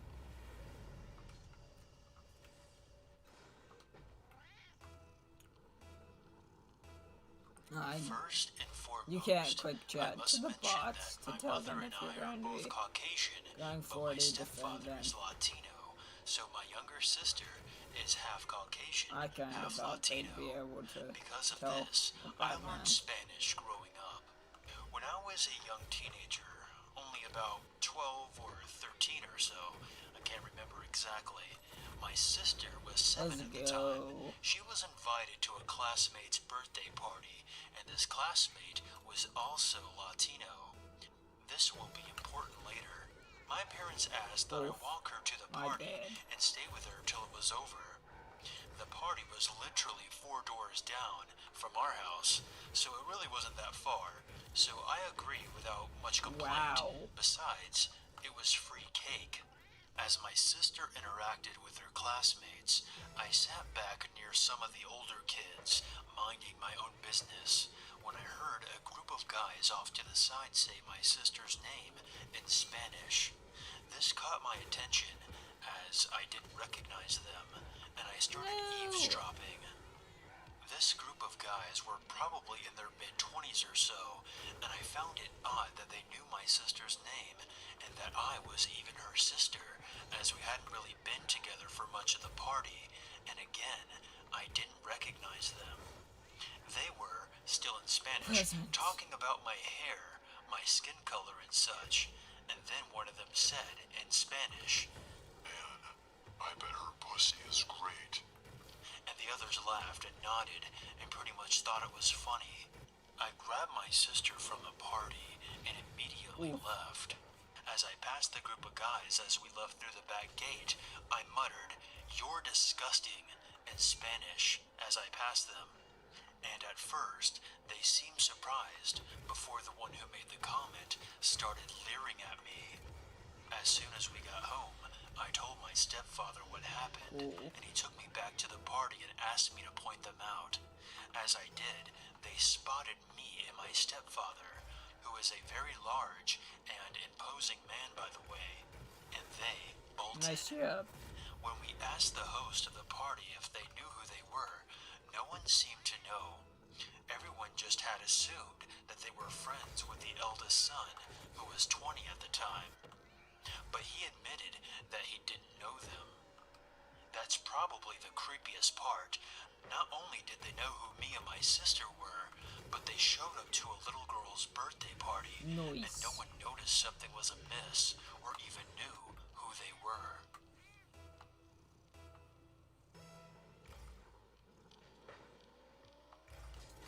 Okay, so let me start off by saying that I'm a female college student. My school is known for being a big party school, but I'm not into that. I have never been, even in high school. I never saw the point in it all, but after my last party, I have even more reason not to be. It was my first semester of freshman year. I'm a chemistry major, and I met a lot of friends through various labs and lectures. There have also been a fair share of creeps. I'm not really used to being the center of anyone's attention, as I never have been before, and I really don't see a reason why I should be. I like having only a few friends and keeping my circle close. I liked being myself in the background, but still, new state, new rules, and there were creeps. Anyway, one Pretty such sure he creep would have was ran named into Tom. the ball if He I was in wouldn't my have been chemistry there to lecture, stop him. and from day one, he just seemed to fixate on me. At first, I would catch him staring at me when I looked over my shoulder at the clock. He always made sure he sat behind me. I would smile and politely turn back back around, slightly creeped out, but nothing super bad. Then, after a couple of weeks, he got up the nerve to talk to me.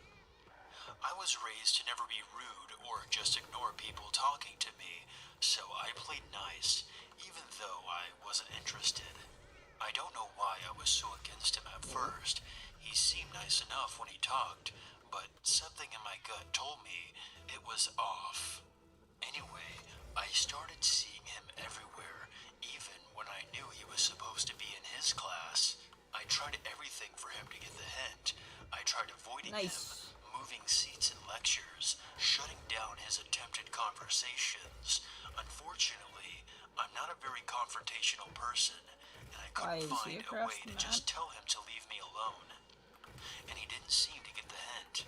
My friends would always tease me that I had a secret admirer, and I would laugh along, but it unnerved me. He just started inserting himself into my life, and I didn't know what to do. One time after Thanksgiving break, I was studying outside at a picnic table, and lo and behold, Tom shows up. He just starts asking me how my break was, how my family was, and if I was happy to be back. And then he asked how Bruno and Riley were. Bruno and Riley are my dogs, and while I love to show them off, I knew for a fact that I have never talked about them with him or showed him any pictures. The rational part of my mind reminded me that Riley was the lock screen on my phone, so he could have at least seen her when I checked the time or something, and Bruno was my wallpaper, so he might have seen him at some point. But how did he know their names? When I asked him, he got nervous and tried to convince me that I had told him, but when I insisted that I didn't, he made some excuse and walked off. I should have done something then, maybe talk to security or something, but I didn't. I regret to say I didn't want to. I thought I could handle it myself. I have never been good at asking for help. So, fast forward a little, Tom started to get more weird. He kept asking me for my number, asking me out, trying to get me to invite him back to my dorm. He got really aggressive. Eventually, I got to the point where my instinctual, well-learned manners went out the window, and I flat out told him, directly yet gently, as I'm not in the habit of hurting people's feelings, that I was not interested in having a relationship with him or anyone right now. He got angry and yelled at me for leading him on, calling me names like slut and bitch and whore, and then just stormed off.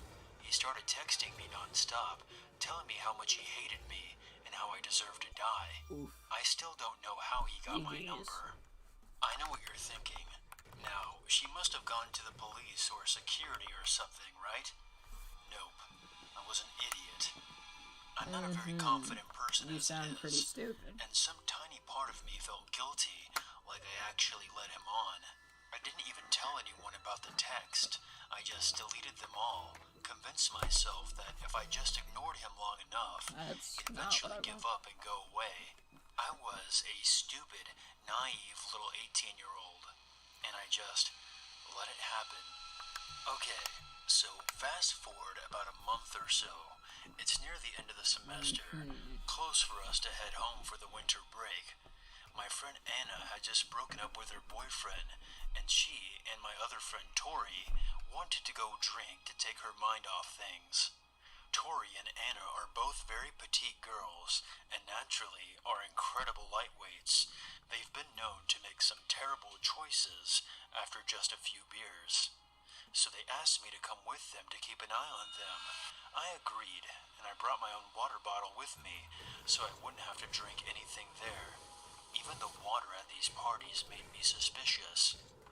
The three of us went to the party, and while Tori and Anna went and got to drinking, I just sat on the couch in the corner and kept an eye on them, taking sips from my water. We'd been there for about 3 hours, and then someone sat down beside me. I look over, and you guessed it, there's Tom. He seems totally hammered already, and starts talking to me, telling me almost incoherently how sorry he is, how much he misses me, and how he overreacted, how he wishes he could take it all back, and asking if we could hang out later. I refused and told him to leave me alone, but still, he persisted. After another 10 minutes, I saw Anna across the room, stumbling drunk, about to walk off with some guy. I got up from the couch after telling Tom, yet again, to leave me alone, and went over to Anna. I separated her from her new friend, who was clearly not as drunk as her and clearly wanted to take advantage of her. I got her and Tori back together and tried to tell them that we should leave, but they begged me to let them stay just a little bit longer, just so they could dance some more.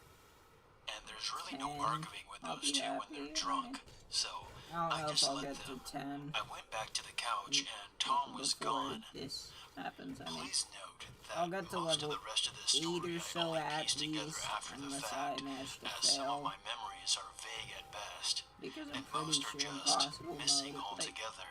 said I must have left my water bottle on the couch when I went to see Anna. After I took a few more drinks, I started to feel weird.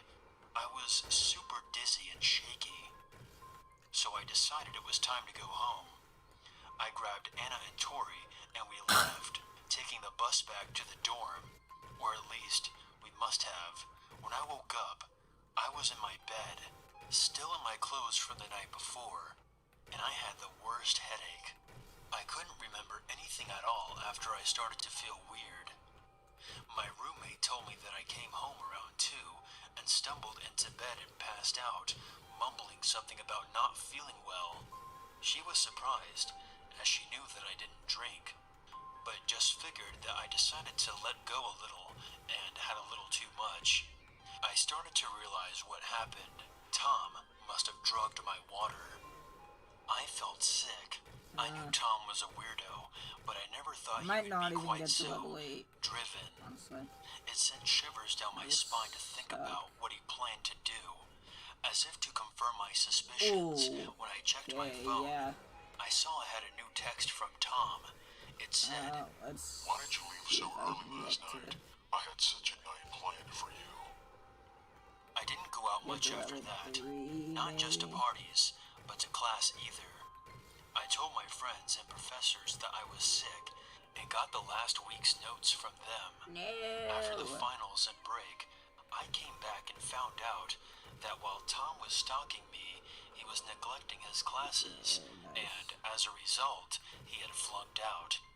I haven't seen him since, but still, I haven't gone to a party since I can then. get to 5. So Tom, you're one sick bastard. Let's never meet again. Since numerous people have asked, yes, I did eventually go to the whenever I police. start lagging, I waited a little while just to make sure he wasn't on campus anymore. I'm At not my running school, up till I at once you least see finish your last final, people. you have to be gone within 24 hours. And I didn't want to keep looking over my shoulder while trying to pass my classes. I'm not sure what, if anything, came of it, and I'm fairly certain that I didn't give them enough to go on, but it's a footnote somewhere.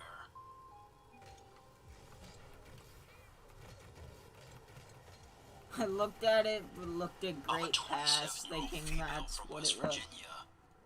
This story happened to me when I was about 7 years old. To start off, I have 2 siblings, an older brother and a younger sister. My brother is a year older than me, and my sister is a year younger. I'm the middle child. Oh, nice. When I was about 4 or 5 years old, Oh my god, parents he just got a divorce, completely and my missed mom it. pretty much raised us after that. Anyway, eventually my mother moved I don't on care. and got a new He boyfriend. completely This missed it, boyfriend dude. actually ended up becoming very physically, verbally, and emotionally abusive towards our mother. I He at would least hit her tried to right in save front it. of us, scaring What us the half to frick? death, and would frequently call her names. I remember one night when I was about 6. I was cleaning my room while my sister and brother were watching TV. We heard them fighting on the porch, and we looked out the window and saw him strangling our mother, holding her by the throat against the front door. It was traumatizing to say the least. fight with our mom because when we kids were eating a bag of chips, we were crunching too loud with our mouths. I think I was about 6 at this time. Another was when we went into the McDonald's drive-thru and he started a scene right in front of the workers and was yelling at my mom and the worker. I remember that it was extremely embarrassing. Actual idiot teammate. Yet again, another time when I was walking into my mom's room to talk to her, thinking that she was in there, and he screamed, "Don't come in." There was a hallway before my mom's room, where you can't see into the room unless you walk down the hallway and turn left. Well, I was halfway down the hallway and turned left where I could see, but not actually be in the room. I thought he meant exactly what he said, "Don't come in," by not to walk in the room because maybe they were doing something with the floor. I don't know. I was 6 at the time. When I stood there scared, he yelled, "Get out! Are you stupid?" He had just got out of the shower and didn't have a towel, so he was covering himself with a shower curtain. I hurried back to my room in tears, and I believe that there was a fight that night as well, meaning that we would have to go to bed early again. Our whole family knew about how abusive he was to my mom. I assumed that she was just depressed and had a low self-esteem because of all the abuse. She would keep taking him back. My grandparents, who lived next door, absolutely refused to accept their relationship because of his abuse towards my mom and made it clear that he was never to return to the house again. Well, my mom eventually started sneaking into the house and covering all the windows with dark sheets. I remember it was always dark in the house, and we could never have people over. My mom didn't want to be involved in family events, and I just remember this as a very dark time. He was obviously doing his best to keep her from the rest of the family, as most, if not all, abusers do to their victims. When my grandparents found out that he would be there, they would freak out and call the police to come over and pound on the door to get him out of there. We were sworn never to tell anyone, especially our grandparents, that he was there. One time my sister told my grandma that he was there, probably because my grandma got it out of her somehow, or she was scared and felt she needed to tell her. Anyway, I told my mom that she told because I saw my grandma coming over with a baseball bat, and I was afraid that she would get hurt. So my mom, her boyfriend, and all of us kids piled in the car quickly and took off in the car before she could make it over to the house. I felt bad because I got my sister in trouble, but I also knew that I didn't want my grandma to get hurt. Lastly, I remember the state coming to our school at least 3 times and asking to talk with us kids individually about the abuse, and our mom warned us never to tell them anything about any abuse taking place in the house, because she said that they would take us away from her and go to a foster home or something. We were all very scared and was always instructed to lie to them, saying that there was nothing going on, which we did, because we were scared of being taken away from our mom. Oh yeah, what a shame. Eventually, our mother got away from this creep, even though he pretty much stopped her for years before she could completely get away. That with one hand. We were all very relieved to be away from him. Saved it with one hand. The main incident I want to tell you, though, was after she broke away from him for the first time. The time that I'm referring to is a few weeks after she kicked him out. My mother, sister, and brother all went to the grocery store this day to fill up the fridge. We all had a great day and got lots of yummy food and snacks. We all were carrying groceries into the house. I remember feeling so happy that we didn't have to live on pins and needles anymore, and that we could all just be happy. When I walked into the house, I went straight to my mother's room. In As other I walked words, into her you room, did I heard nothing a noise in and that saw way. the shower curtain move. I was positive that someone was in there. You were I demoed ran for out like to my mom, who was in 75% the of it. kitchen putting the stuff away, and looked her straight in the eyes and said, "Mom, I think there's someone in your room." At first she said that I probably just saw something, But after I looked at her with the most serious face I could conjure and said, "Mom, seriously, I saw them behind your shower curtain. Someone is in your room for real." Her face became pale white as she realized that I was being dead honest, and that there was a real chance that someone was actually in her room. Before she could even respond, a figure popped out of the hallway and yelled, standing there wide-eyed and creepy-looking as fuck. He had the biggest, most sinister grin on his face, and my mom was in pure shock. This weirdo broke into our small trailer while we were out grocery shopping and was hiding in my mom's shower for when she got home. What the hell? It was basically terrifying. And I think another fight started up that night because she wanted him to leave. I don't know why the cops were never called, but when I grew up, I remember my mom telling me that he used to be friends with all the cops in town. The creepiest part is that I remember at some point hearing that he was suspected of the murder of some guy because he was apparently the last person to see him before he drowned it in a river. That makes him even more terrifying. After they eventually broke up for good, years later my mom remarried to a man that has because never he laid a hand on drowned her. in the river. I think she heard from him on and off over the years here and there, but I'm assuming that he has moved on to terrorizing some other family because we thankfully have been able to live in peace from that psychopath all the way up to now. Whatever. If I could give some advice for a child who is going through a similar situation, my advice would be to tell someone, even though your parent or guardian forbids you not to, or you fear that you will be in trouble or be taken away from your family, you need to tell your school officials or some other family members, or even the police, because what is happening is not right, and your parent or guardian who is being abused is being brainwashed by the abuser, and they will snap out of it once you do the right thing and take some action. Okay, I'm going to the bathroom They real will quick, eventually guys. realize that what is I'll happening be right is back. wrong. Please just tell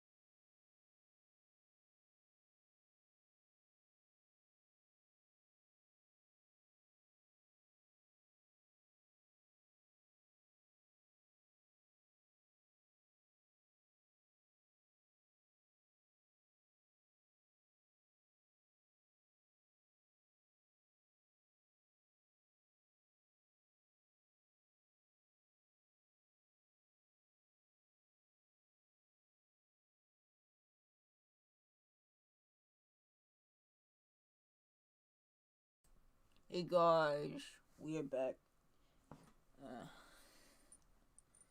King seemed bored, so I picked him up, although he's going to leave now. Wasn't. What? You left. Do you want backup? Yeah, look at me with the death stare. That's going to work, bud. Okay, we'll get YouTube back up so we can listen to more scurry stories.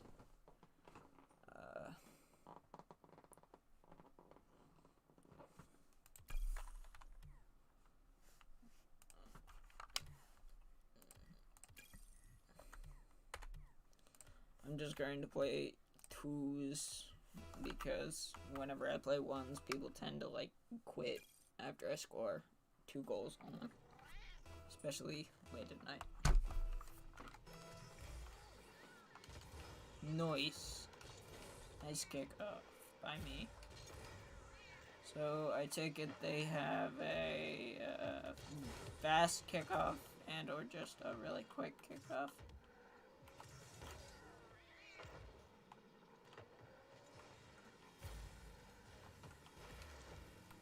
Good job, teammate. Good job, enemies.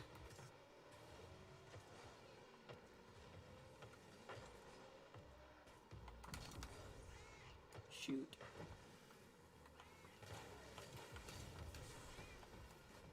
Oh, crap. Yep. Scored. GG. Or... I don't know what to say to that. Not GG. Nice one, I guess.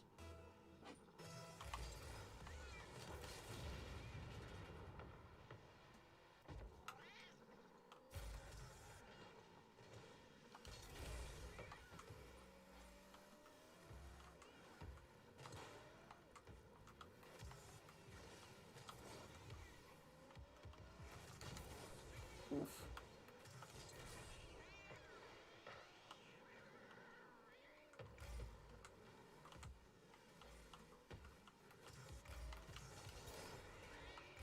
Oh crap.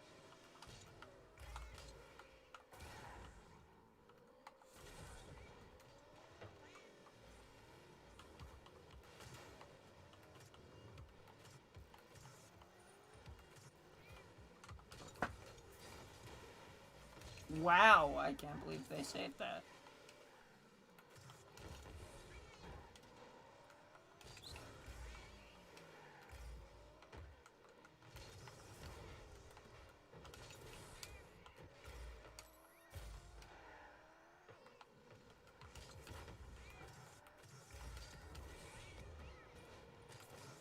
Well.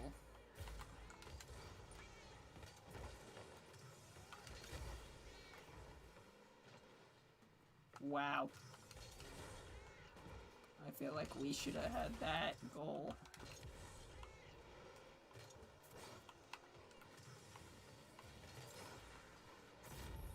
Good job.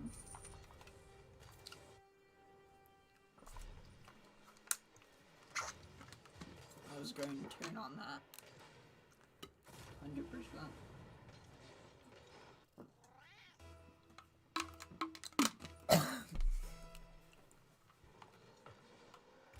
Speaking of, I don't know that I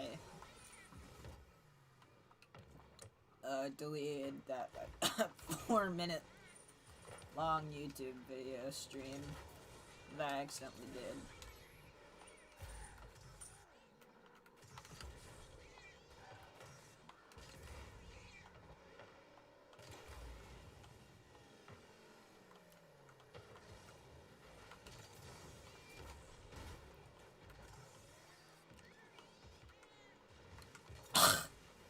Nice.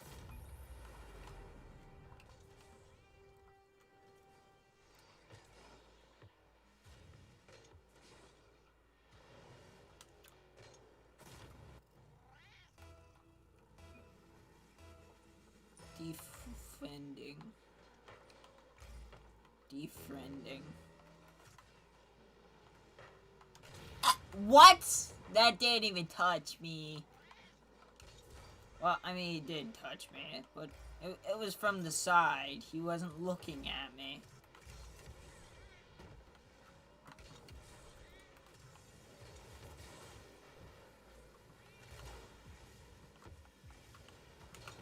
No, shoot, dude. That's my fault. kind of. I mean, the teammate should have had plenty of time to go for that, but, eh.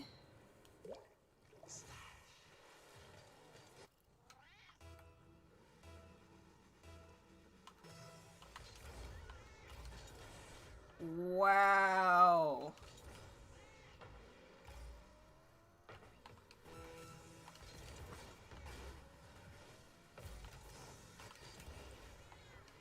I would say nice one, but they would probably think I'm, like, nice oneing the enemy, and I'm not trying to be toxic.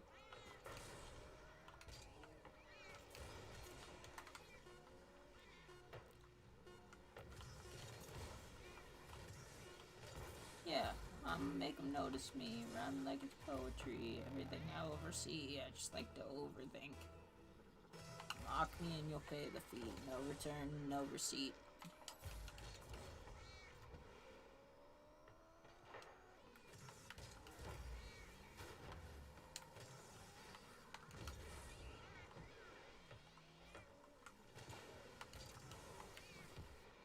Oh, no.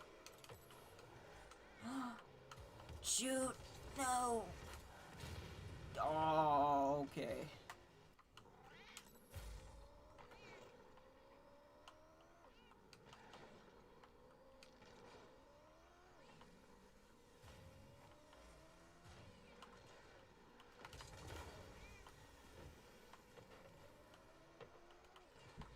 Nope.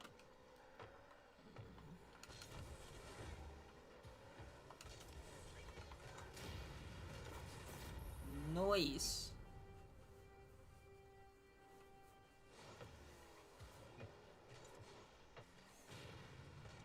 Lol.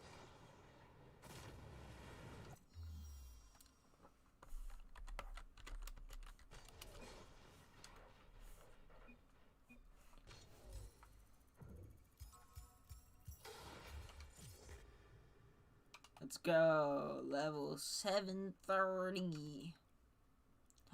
No! Our teammate left. That sucks. I don't know if I'll... Should I post this? Or... I'll probably post it. I wish there was, like, a live stream section versus video section. Also, I need to make a video soon. I don't know if I'll do it tonight. What? Kind of in the mood to play Siege. Would you guys be down to watch some Siege gameplay? Not the greatest, obviously. I'm actually probably worse at it than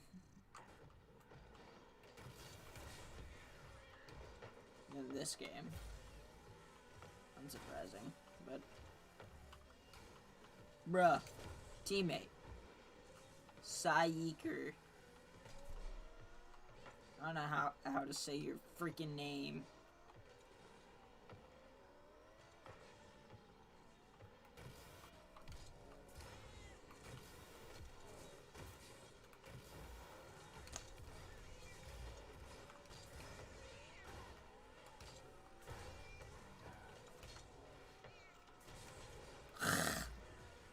Yeah, he left. Wow.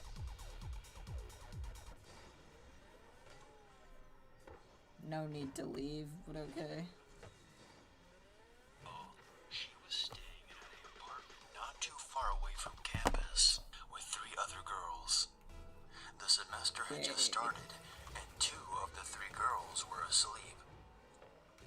My friend's sister was on her phone, sitting in the living room, when she heard what sounded like footsteps outside the window behind her. She listened closely, but dismissed it as just some stray cat or dog. Soon after, she heard a thud against the dining room wall coming from the outside, and heard what sounded like muffled whispering. My friend's sister is an excellent marksman, So she decided that she would scare off whoever was outside by opening the blinds, turning on the lights, grabbing the shotgun that she kept on the mantle, and pointing it out the window while screaming for the other girls to wake up. She saw a short man wearing all black and a ski mask running away. The cops came shortly after, and she filed a report. Fast forward a few weeks later, and my friend's sister keeps seeing a small white truck with tinted windows following her. She dismisses it as her imagination, but it still freaks her out a little. One weekend, her roommates have gone out of town, so it's just her by herself. Right as she's about to fall asleep, she hears a pounding at her door. She bolts to the door and looks through the peephole to see a cop standing there. "Who are you?" she asks. I'm a cop, That was a good save. Says the guy. open up. It's the law. He yells menacingly. My friend is starting to call bullshit, but she's scared of disobeying him if he actually is a cop. "Why are you here so late?" she asks. Remember a few weeks ago when that guy tried to break into your house? I have an update on him. My friend is freaking out now, because why would a cop try to talk to her about the case so late and by himself? He wasn't even the officer who helped her fill out the report. "Show me your badge," she demanded. He pulled it out and shoved it into the peephole. She sighed with a breath of relief. Right as she was unlocking the door, she glanced down at his legs and noticed that this cop had very elevated platform boots and a machete in his utility belt, and the name on his uniform didn't match the name on his badge. "You're not a fucking cop," she yelled at him. The fake cop screamed and started slamming on the door, saying, I'm an officer of the law, and you will obey me. Open up. She called 911 and held her weight behind the front door, clutching her shotgun until the real cops arrived. The guy was long gone by then, but he left behind his cap, which was a prop from a party store. The day after this, my friend broke her lease and moved to a new city in Utah, transferred schools, and bought a Doberman to keep her Oh, company. dude, this dude almost dribbled it across the entire freaking field. Air dribble. This didn't happen to me, but to my mom about 4 years ago. I was about 12 at the time and was at a 3-day-long field trip with my school and had left on Wednesday and would be back on Friday. Oof. When I came home, my mom and brother told me this story. My mom, my brother, and sister were all driving back from my brother's wrestling practice that was from 7 p.m. to 8:30 p.m. It was about 30 minutes away from my house, so it was not that long of a drive. About 10 minutes into the drive, my mom noticed that she was being followed by a gray car. I don't remember what the car was, but she had an eerie feeling, but pushed it off as it was a busy street, and it wasn't really anything scary. It followed her until she got off the road and onto a more quiet street, and the car was still following her. At this point, she started to feel a little weird, but she did not say anything to freak out my little brother, who was 10, and my little sister, who was 8. So she kept quiet and kept looking Wow, at her my rearview bad. mirror. It had followed them until she got onto our road, and our road did not have any street lamps except for the one at the end. So this meant that our street was very dark. So she pulled into our driveway, and to my mom's horror, the car had stopped in front of our house. My mom is a very strong woman, so she got out and told my brother and sister to stay in the car. A skinny white man stepped out of the car and told my mom that he was the police and that he would need to take her to the station to ask her some questions about her reckless driving. My mom is a very safe driver, and she never drinks or smokes, and she knows that she wasn't driving recklessly. She told him that she didn't recall any of that and would like to see proof that he was a cop. But he just kept persisting that she come with him, and then said, Bring your children as well. At this moment, she knew this man was not a cop, because she never told him that she had any children. She kept refusing to go and told him to leave. That's not a surefire way of knowing it's not a cop. Oh my god, dude, the bot's freaking camera setting are so small. Suddenly, the front door opened to my house, and my dad stepped out. The man froze in his tracks and squinted at my dad. My dad is a big guy. He used to be a wrestler and also boxed. I can't tell if that's just normal meteor storm or gravity bomb, or if that's purple gravity bomb. Because I don't personally remember what gravity bomb looks like, per se. He got into his car and drove away. My mom quickly rushed my brother and sister into the house and locked the door. She hugged them and cried. Nope. My dad told them that he had a strange gut feeling and felt like something made him go outside. They believed that it was a guardian angel. When she told me this story, the one thing that bothered me the most was that he had known that she had kids and that we drive home from practice every day of the week. When This your could teammate's a only mean that he was bot, stalking us and knew our daily routine. own goal. But it doesn't end there. About 2 weeks later, me and my brother are getting dropped off at our bus stop to go home. We're the only two kids to get off at our stop, and the walk home is about a 3-minute walk. As we're about to get off the bus, my brother freezes and grabs me by the shoulder. Good And job. points out a window to a gray car and whispers in my ear, "That's the guy that followed us." I stared, and a chill ran down my spine. The man was sitting in the car, looking at the bus. I don't know what the heck, I why I turned to the didn't bus like driver flip and explained at the all. situation. He then told us to go sit down in the seat Maybe right behind him. self-consciously He then drove I us just directly to our house realized and that dropped there's us no off. point. I mean, this Our dad was teammate's home, AFK and we now. came running to him and told him that the man was back. As we said this, he told us that maybe it was just a coincidence. But then he looked up, and his eyes grew Nice wide. one. I turned around to see the car slowly coming down our road. But as it came in view to my house, the man looked at my dad and sped away quickly. From that day forward, my dad picked us up and dropped us off to school every day. And we never saw the car or the man ever again.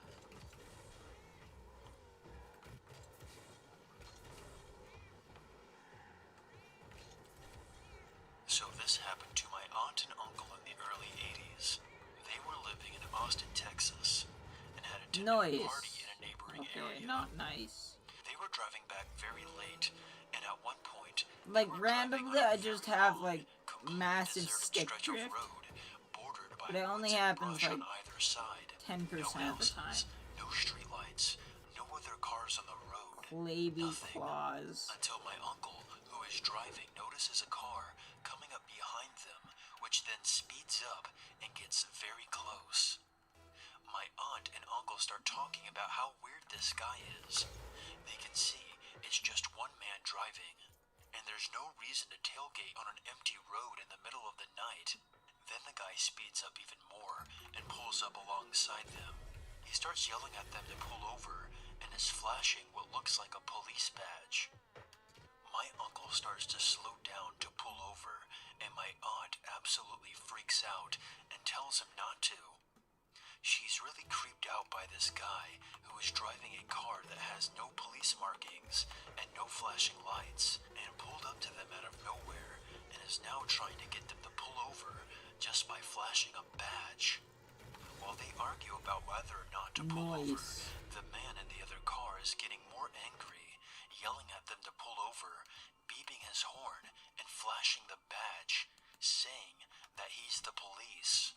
My aunt starts crying, but my uncle says fine. If he really was a cop and they need to stop for him, they will do so in the next populated area, which will be a while. But they reasoned that if he really was a cop, he would have to understand their point of view. My aunt and uncle keep wavering between worried this guy is out of his mind and worried it's a real cop and we're going to get in big trouble for not pulling over when told. Finally, they see a gas station up ahead and plan to stop there. As soon as they pull into the gas station, the cop speeds off, never to be seen by them again. They didn't think to try to get his license plate number at the time and were just thoroughly creeped out. They drove the rest of the way home without incident.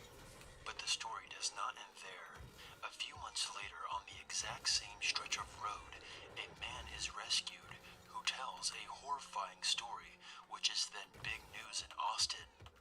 A fake cop, flashing a badge and beeping his horn, had gotten this man, who was driving at night with his girlfriend, on that very same road to pull over. Once pulled over, the fake cop forced the man and his girlfriend to get out of the car. By gunpoint, maybe. I'm not sure on all the details at this point. My aunt refused to read too much about the story back then because she was so freaked out, and my uncle doesn't remember everything in detail. The man and his girlfriend were taken into the woods on the side of the road.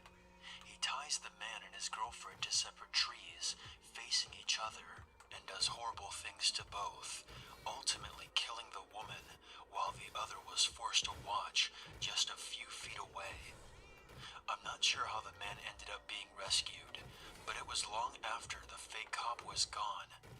Either someone must have found the man tied there, or he finally got loose and found help.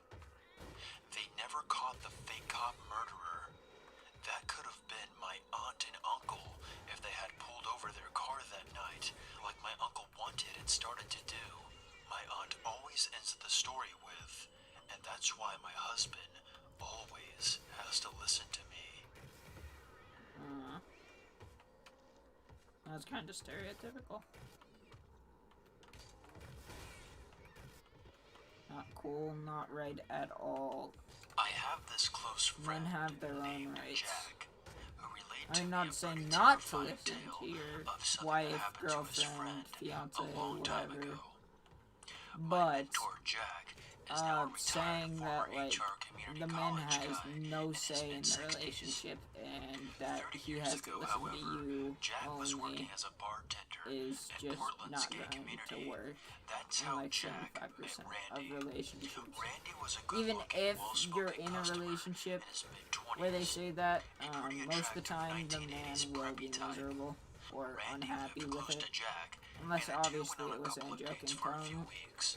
Like Randy was relatively new to Portland, like having in the moved there a story. few years Well, ago that's after kind his of parents assumed in that small was in a town joking Connecticut tone. flipped out about But him being gay and tried to yeah. commit him to an institution. They were dating casually, but Jack was shocked when he discovered that this clean-shaven college graduate was working the streets of Portland as a hustler.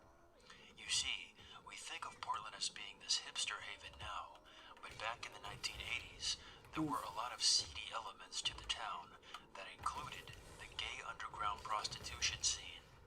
The revelation about Randy's career happened this way. Randy called Jack one night and asked him if he could come over. He showed up at Jack's apartment pretty upset. Randy confessed to Jack that he was a prostitute and relayed a wild tale about something that happened to him the night before with a client. He refused to name who it was, but told Jack it was a very prominent local businessman, someone who was very high profile in mid-1980s Portland. The client was into S&M bonded stuff, and Randy saw him about once a month for a year. The previous night, after they concluded their scene, the client said to Randy, I had a fantasy. I kidnapped you and kept you forever. He asked Randy if he wanted to stay with him. Of course, Randy said, Of course, "No way." I'd want to And the stay guy with got you after angry. you just telling me The that chauffeur you had a drove fantasy Randy of where home, you which in kidnapped me. hindsight Yeah, was a huge mistake. that's The obviously client now smart. knew where he lived. Earlier that evening, Randy was heading home, but before he got to his apartment, Pogo. Randy noticed that his client's limo was parked down the street from his building. Hey, can I do another Randy yoked pogo? the fuck out of there and Isn't ate cool. dinner elsewhere. But when he went home, the limo was still there, with the chauffeur sitting in the car. That's when he decided to go over to Jack's place and confess everything. Randy was completely terrified now. He tried to laugh it off as some dumb joke, but the fact that the chauffeur spent hours parked in the same spot a few blocks from his apartment building was scary as hell. Like it's poetry, everything Randy I begged if he could oversee, stay I at just Jack's like place for a few days so this could die down. pay the food. Even though Jack was totally surprised returns, and no pretty confused receipts. about all this, he let him stay at his place until a few days later. Oh, okay. Randy called him at work That's an easy and told way to Jack go, that he though. had decided to go back to his apartment. Freaking Randy said that he would flip call into Jack the later wall. in the week about a The movie wall they were pogo. planning on seeing that weekend.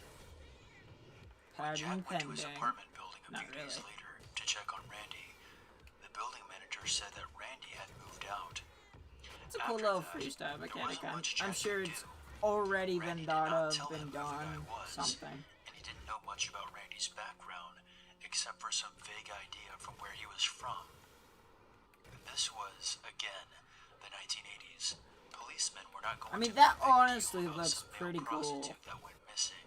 If you do it right. Jack kept hoping that he would get a call from Randy, but as days turned into weeks, weeks turned into years, and years turned into a quarter century, he stopped expecting that call. Hopefully Randy just skipped town. Maybe he ran all the way back to Connecticut, found some sympathetic family member who helped him get on his feet, and he put all this behind him. And he's just some regular 50-something-year-old guy now, with a regular career and regular concerns. When I grow Or up, maybe not. And Jack I'll make them notice never me. know. I'm like it's poetry. Everything I oversee, I just like to overthink. Mock me and you'll pay the fee. No return, no receipt. Those of you that don't believe, quite, you I don't know used a to work at a thing. security company with a bunch of friends. We all got along well, and most of us even hung out after work. The ones I didn't hang out with kept to themselves. They were two brothers that worked nights with me, and they were in their own group. Good They were job new to the flicking. company and would have many conversations really. about their guns. Bill was the older brother, and Luke was the younger. Where does it need After to be to hearing flick Luke and it? Bill talk about target shooting so much, Okay, I'll go I farther back developed from an that, interest. so... I don't own a single About firearm, good. but my roommate owns several. I mentioned at work one night that I was going shooting in the morning with my roommate, and I needed a good place to go to. Well, the two brothers pointed out a spot on Google Earth for me and said it was great, and they have gone shooting up there once before. Oof. It was about 45 minutes away That was and was a higher pretty up in the good mountains. I knew the spot precisely due to a single image posted to the coordinates on Google Earth, with used shotgun shells covering the ground. I decided that it was as good a spot as any, and told my roommate Don where to drive us. We arrived the next morning at 10 a.m. and parked at the top of the hill. We saw our spot about 150 yards away in a clearing down in the valley and began hiking down. A quick side note, I wore this bright neon yellow hooded sweatshirt at work, and during the winter, I'm also a pretty large fella. Being big and brightly colored makes you very visible from far away. I've seen hunters using bright colors to avoid accidentally getting shot by other hunters. I decided to wear my trademark bright hoodie on our little hike. We made it a quarter way down the hill, and I see a group of fellow target shooters at our desired spot. These were I the don't know only if that's other people we had foreshadowing or seen not. in 30 minutes. Our spot is taken. I Lame, surprisingly don't I know said. this horror story. The second I said lame, that's when shit hit the fan. We were on the side of the mountain walking down towards them, and the rounds started flying. This group was shooting at us. Dawn and I were targets for about 3 guns, and we didn't have immediate cover. I see Don running across the mountain, strafing the shooters. I see what he is running for. It was a small plateau Nice. about 20 yards next to us. The sounds of Nice. bullets flying inches away from my ears is a sound that I will never Roy forget. on. Movies do not do the sound justice at all, not even close. I still get chills thinking about it now. Wow, The vibration dude. and the rotation of the bullets chilled my bones. It's not a sound I would want to hear again. It made everything go slow-mo and very clear. My adrenaline was kicking in. We made it to cover and hit the dirt. We were pinned down, but at least we had cover now. What? I had to have heard at least 100 rounds pass just over the lip of the plateau. I heard a pistol, a rifle, and a shotgun. I know I did. The trees, boulders, You and heard a mountainside were being shotgun. hammered by round after round. If we had sat up from our cover, we would have been shot in the face. These people were shooting up a hill towards a road. They had their backs to their paper targets. Thinking back on it, my father said I should have yelled down to them and let them know they were shooting at 2 people and to hold their fire. But the thing is, I think they knew they were shooting at us. How could they not? We weren't that far, and the mountainside was almost bare. I didn't want to let them know they were close to hitting us. I should have shot back. We had the high ground, but I'm not a killer. We just waited and listened for their footsteps and wanted them to stay where Yeah, they you were. probably should have shot If back. we were killed, no one would have found our bodies out there. 15 minutes went by, and the gunfire didn't let up until it just ended. The mountain Just was quiet again. abruptly ended. After about 5 more minutes of silence, we checked down the hill. They were gone. We had our guns ready as we scanned the valley down below. Nothing more. No more guys, no vehicle, just their garbage left behind. We decided it was a great time to get the hell out of the hills. We made it back to our car and back to our house faster than ever. When I went back to work the next shift, I told That the was story terrible. to everyone. I even thanked Bill for the sweet advice. He apologized for the bad locals and said, "That's crazy." Another coworker told me that Bill and Luke went shooting that same morning in the same area. I asked Bill immediately about it.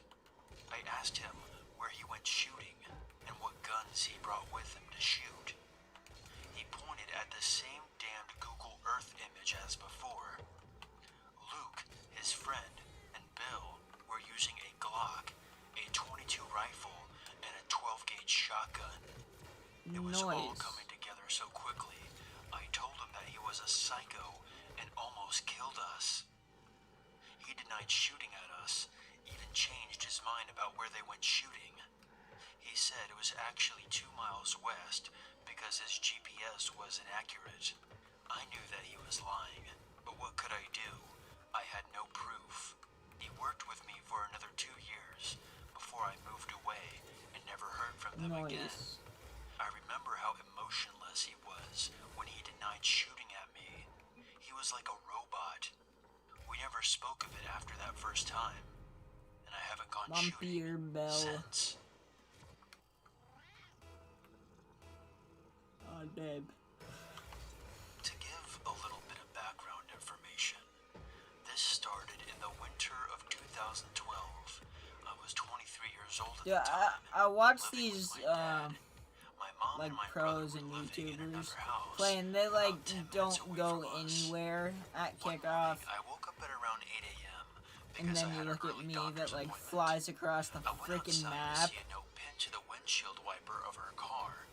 The I note mean, said, I'm going to pretty kill sure you, I do the fucking exact same pedophile thing. scum. Just I kinda just the laughed thing it is off. that I GC, assumed both the of note you was are for my going to dad, be who had a habit of complaining to parents in our close to neighborhood perfect about their children's and not shitty bump each behavior. other commonly. There were these twin Or boys bump who each liked other to for try the and start catch and anyways. torture squirrels. He often marched them home by their ears to complain about them to their parents. And I mean, while I thought one of do the parents was just being fine a with it, douchebag, so my dad and I didn't like bother that with it there, too that much. was because Later in I the had day, too while fast of talking a to my kickoff. mom on the phone, Like, I mentioned the note to her I was like offhandedly a second in a very ahead of the casual guy. way, and I was shocked by her response. She That's why responded by most of the very time, emphatically whenever I go warning for me that kickoff, several I go times to for make sure the all of my side. windows and doors were locked, and to bring a weapon to bed with me at night. I I was a bit taken aback. Good job, because she had dude. never said anything to me like that before. She had never even given me the good touch, bad touch talk. She reminded me at least 12 times over the course of the conversation to bring a knife or a baseball bat with me to bed, and to lock my bedroom door at night. I thought she was just overreacting, so I waved her off. Then other weird things started happening. We started getting random packages and deliveries sent to our house. Yeah. Bibles No and dick, Qurans, dude. newspapers, Literally, like, porn flyers and pizzas. I'm pretty sure my kickoffs are just too fast for the guy. The first few times it happened, we thought it was a mistake, but it kept happening. I came to the conclusion that somebody must be pulling a prank on us. We didn't know who it was, so there was nothing that we could do about it but apologize profusely to yet another confused pizza delivery man. In September of that year, I started taking a night school class with my best friend. The course went from 6 p.m. to 10 p.m. every Monday and Wednesday night, and after the class, his mom would come pick us up and drive us home. Sometime in November, his mom dropped me off from school, and I went inside and chilled out on the couch for a couple of hours. I like to wind down a little bit before I go to bed, or I can't sleep. I ended up falling asleep on the couch. Something woke me up abruptly at about 4 o'clock in the morning. I heard the unmistakable sound of a car tire being slashed. Oh my god, dude. And it sounded like our car. What the hell was going on? Let's watch this dude dribble. We didn't have any enemies. Nope. In retrospect, this was probably a stupid thing to do, especially considering that I'm a relatively small female. I'm only 5'5" and was 23 at the time. But I grabbed a generic kitchen knife and went outside to check it out. Time is it? When I got outside, I discovered immediately that I was correct. There was a man in our driveway slashing our tires. Unwisely, I immediately yelled, "Hey, you!" and he turned around to face me. That's when I noticed that he was slashing our tires with an enormous hunting knife, at least 6 inches long. What did you think he was slashing your tire with? He began to advance towards me with the knife slightly raised. I just froze. I didn't know what to do. He was coming at me so fast, I couldn't even think. Thankfully, at that exact second, my across-the-street neighbor, who had also heard him slashing our tires, turned his porch light on and yelled out the window, "Hey, I'm calling the police." The man yelled back, Why the heck did I join a team with an AI? but he quickly retreated back to his car, where I could see a middle-aged woman with long brown hair waiting for him in the passenger seat. Our eyes locked, and I knew instantly we had met before. I couldn't quite put my finger on when or where. I just knew in my gut that I've met this woman before.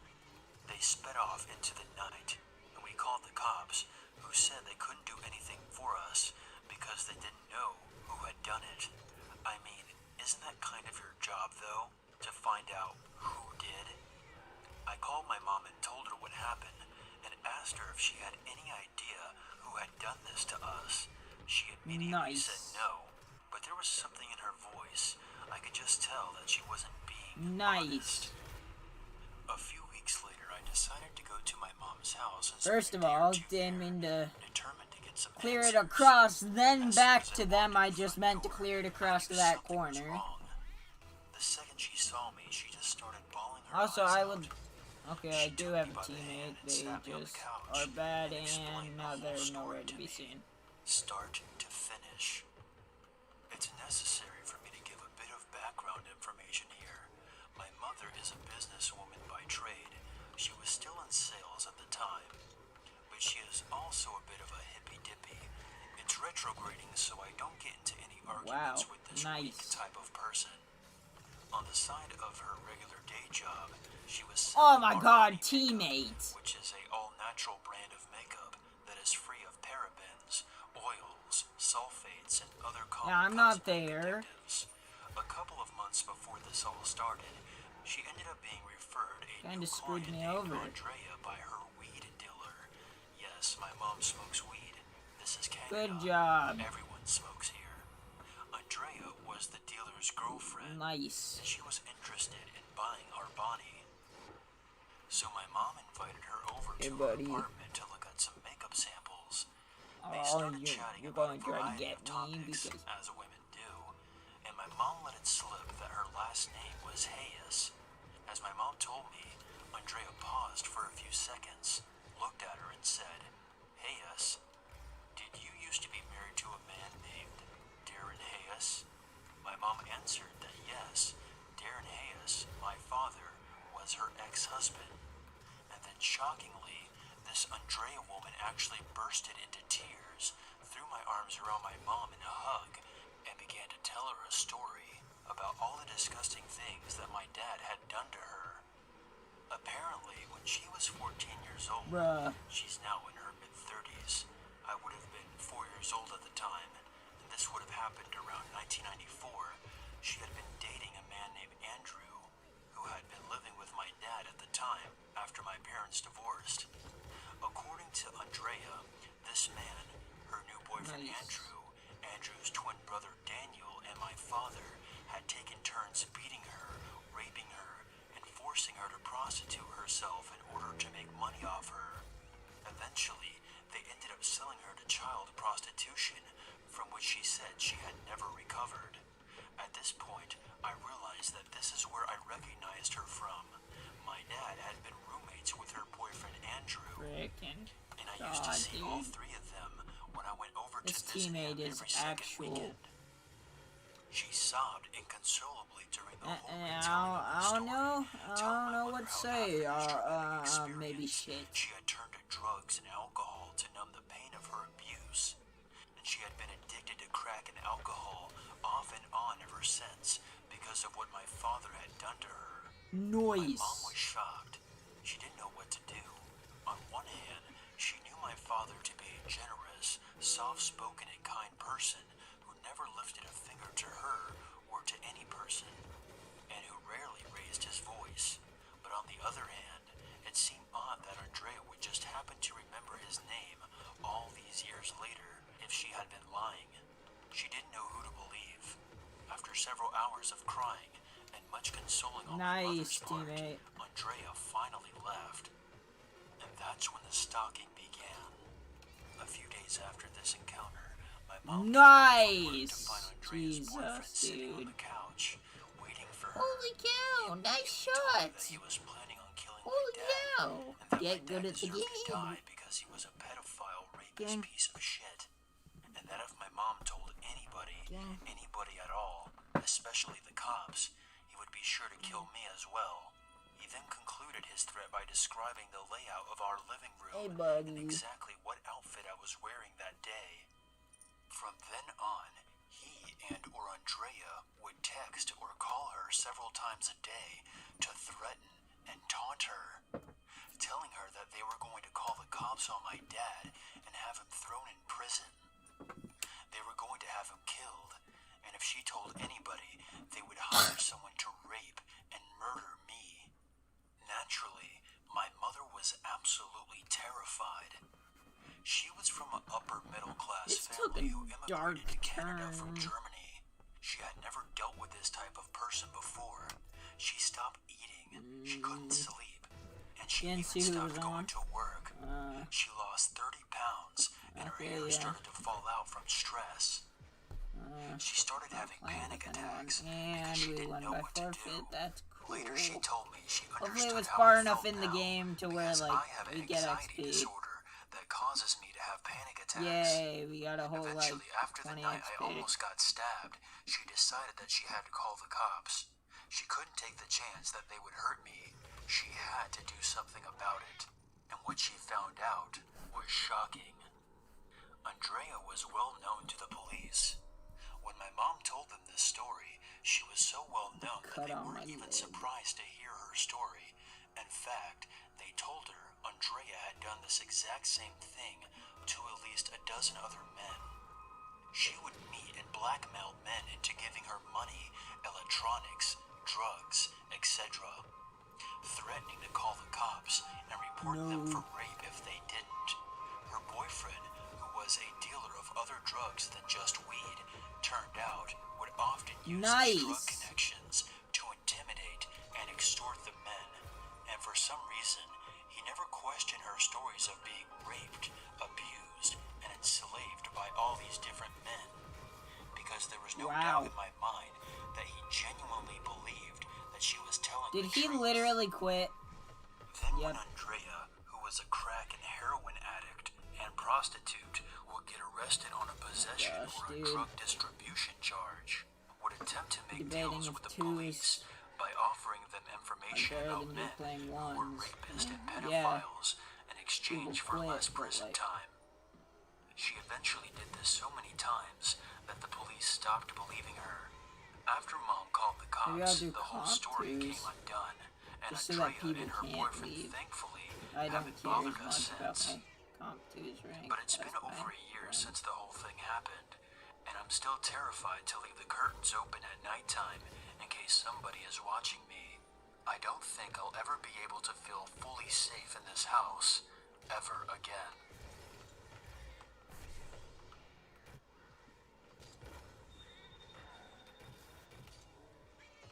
I grew up in a rag city in Connecticut and poverty, but then again, nearly everyone else was too. Around 13 or 14, my mother, who had a stroke while having an aneurysm, was warned that one blow to the head could be fatal. She used to take me everywhere. We lived off a disability from my father, so she didn't work. Instead, she would take me cigarette butt hunting at night in the downtown business district, which was ripe with half-smoked cigarettes. It's important to note that my mother was a friend without nicotine, and I would do everything to get her some. During the day, we did the soup kitchen tour, where we met some nice people who were homeless or poor. It was at a soup kitchen where we met Ray. "Don't worry, he's gay. He's not gonna try nothing," my mother's friend said during our introduction. He was a tall man, probably 6'2" or 6'3", very thin, with skin that hung from his bones as if he had once been a rather large man. He wore small, thicker lens glasses, but spoke with a southern accent and a gentleness. Something about him was alluring, and he seemed rather paternal to me. Ray and my mother Linda hit it off and became friends. We met up at the soup kitchens, and soon the nightly adventures to the ashtrays in the business district stopped, as he would often give my mother some money and smokes. He also fed me chips and fast food, a much appreciated break from the canned corn I would otherwise be eating. Fast forward a little, a couple of months pass, and we begin to trust him. He seemed genuinely excited to see us and was very kind. So much so that my mother did not hesitate to go over his house and take me along. At his house, my mother would take up residence on a love seat, and Ray would sit next to me. He often put his arm around me and pressed me up to him. Nice! Nice one, had a rotten tough time at school and was without friends. My family was broken, so I didn't see my father. The genuine love he had for me makes me cringe now that I'm older and more aware. While walking down the hallway from his apartment, his hand brushed my backside. I matured early and was about as tall as my mom and half a foot smaller than him. The hallway was tight, and I thought about it for a second, but dismissed the caress as innocent. I knew I swung my hands like an ape whenever I moved, so I could hardly fault him. Other people we knew saw us with Ray more and more. They became concerned. Grace and Matt had known Ray. They pulled my mother aside and told her that he was insane. They told her that they had gone to buy a trailer, but Ray wanted it as well. They argued for a bit, but the couple didn't budge. That trailer burnt down a couple of days later. Another friend had told my mother that Ray's son was a dentist and was doing well for himself, but had been molested as a kid by Ray. Ray never told us he had a son, not even a hint of it. When my mom told me this, I broke down and cried, but she wanted to keep it hushed. I should point out that my mother was a immoral woman. She had been old enough to know what she was like before she had health issues. She suffered, but my brother said that she was always bad, but afterwards became a monster. She would Nice. still see Ray and bring me around him. I broke down in class one day. I looked at my teacher who really loved me and had been there for me during rough times. She asked if I was okay because she saw my eyes water, but I burst out uncontrollably and sobbed. I could not stop thinking about him touching me and what I had heard. I know it sounds melodramatic, but the uncertainty and the betrayal of my trust wounded me greatly. I don't know if I can give out the school name or not. We'll call it LMM, as that is the school's initials. The teacher told the principal and guidance counselor. The guidance counselor took me into a room and sat me down. He asked me a bunch of questions about Ray that I answered. He kept me alone with him in a room and would not tell me why. I found out later they called my brother's school and my mother at the same time and interviewed them over the phone. My brother had moved into his girlfriend's house, so he hadn't really dealt too much with Ray, but said that he knew him, and my mother ended up telling them everything. The police were called, and they drove me to my house as school had ended, and they did not want me walking home. They got to my house and told my mother that they would talk to Ray about me. They came back an hour later and told me that he could not speak to me anymore. They couldn't stop him from coming near us, but he was absolutely forbidden to talk to me. It turns out they found him outside the school with money and a new bike. The money was for me because he knew I valued cash to get my mom smokes, and the bike was for my brother. Ray planned to kidnap me that day. I have no doubt about it. A few years more until I turned 16 and moved out of my house, I would run into Ray while walking with Mom. He would always stare at me, but talk to her. My mom would talk back with him, and she never addressed what happened. I moved to Maine at 16, though, away from them both. So, to the mother who I suspect was willing to give me up for her addiction, and to the stranger who slithered into my life like a snake, let's not meet again. Yeah, that's a lot worse than I was hoping for. Okay, so this event only occurred really recently, and I still can't believe it happened. I live in Sydney, Australia, and I'm very used to the occasional insane or creepy person on the street or bus, etc. I know how to deal with them and act around them most of the time.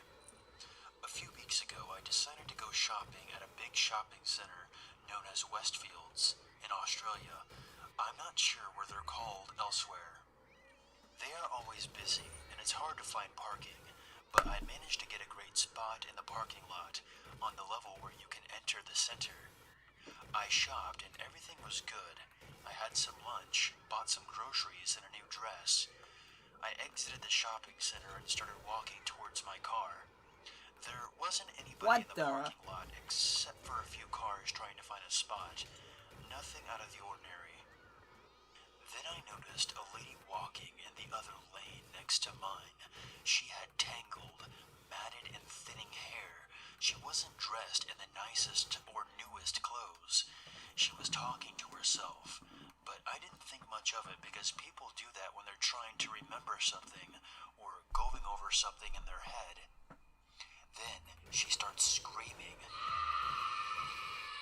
Nothing in particular, just gibberish. I look over to see what she's doing or if she's injured, but nope, she's fine, just staring directly at me and screaming. She locks eyes with mine as soon as I turn to see what she was yelling about. A few seconds pass and nothing happens. She keeps screaming while keeping direct eye contact with me. Then her mouth spreads into an insanely terrifying grin. She stops screaming and starts bolting towards me. I was frozen for what seemed like an eternity, but it was probably only 3 seconds. I hightailed it to my car, chucked my shopping bag in the seat next to mine, cracked all my eggs, and slammed the door shut just in time. This lady starts banging on my car, screaming while trying to open the doors. I quickly back out of my spot, not caring if I knocked this batshit crazy lunatic to the ground. I didn't. She was fine, physically. But at this point, she climbs onto my fucking trunk and tries to break my back window. I start to move the car, and she jumps off, but chases after me for a few levels, and then I lost her. My heart was beating so fast, I thought I was going into cardiac arrest. I called the police and told them where I saw her and what she did. They didn't find her at the shopping center, and I haven't heard anything else about this. But my boyfriend offered to get me a new carton of eggs.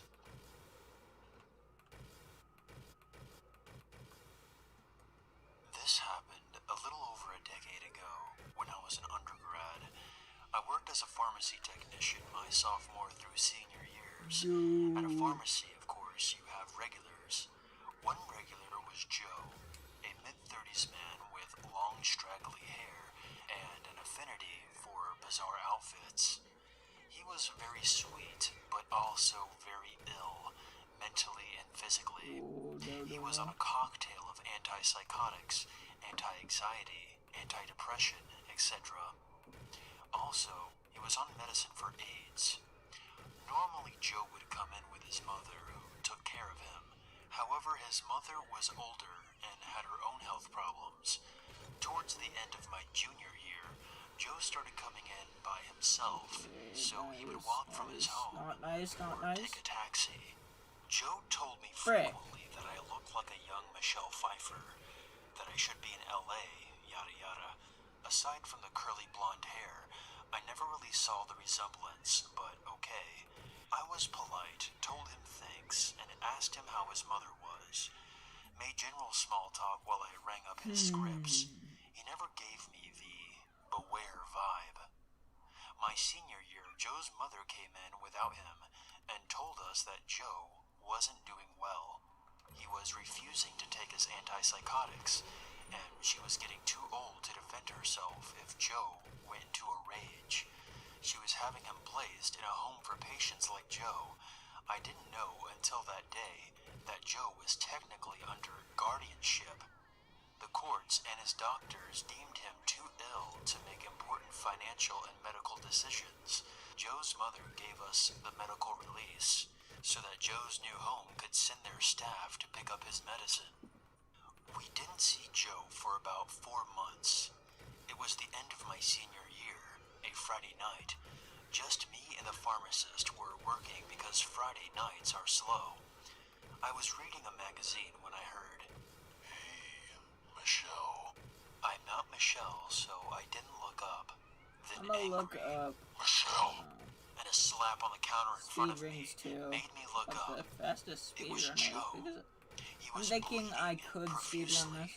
and left a bloody handprint I on the got counter. I what, was like shocked, 318, and all I could do 316, was something slowly like back that. away to put distance between myself and the very bloody Joe. The pharmacist came rushing over to ask Joe what he was doing here. His home had picked up his meds on Tuesday. I wanted to see Michelle.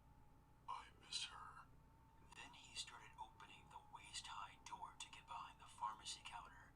The pharmacist called the store manager and told the manager to call 911. Let's see. 217, 215, 217, 215, 248, 248, 258, but that's not even the right map. This is rings 3. Or it goes to rings 3. The shortest time I could find is 2 minutes 15. So let's try to do that.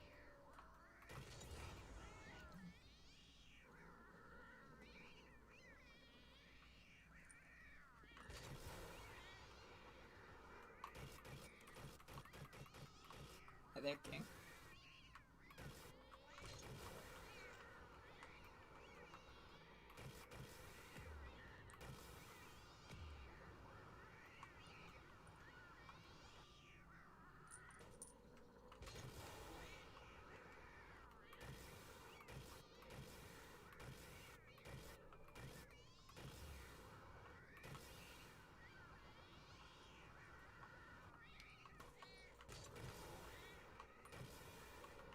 Okay, we're going to be doing this with the cat attacking our headset.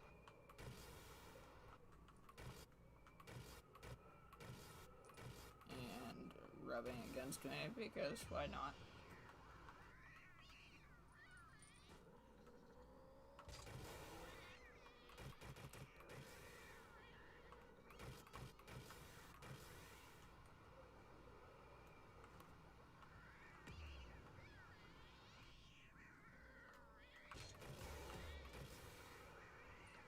King. Stop.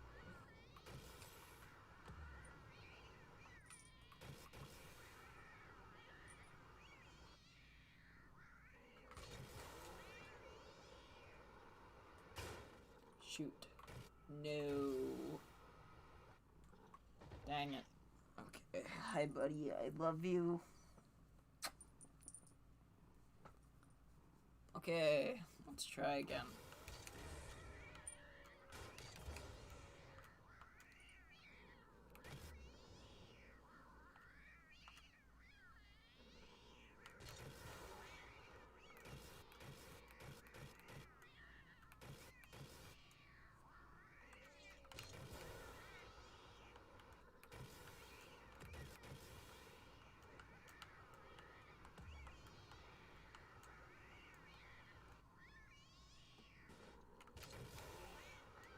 Hey gamer, today I'm back with a new episode of Choose Bruh. Until I Lose, and we're going to be queuing with my friend Wanda Mike, who is a professional player, and he's obviously in the top 100 in 2v2.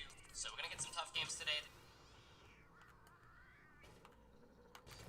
Sorry, Musty. Love your videos, but now is not the time for that.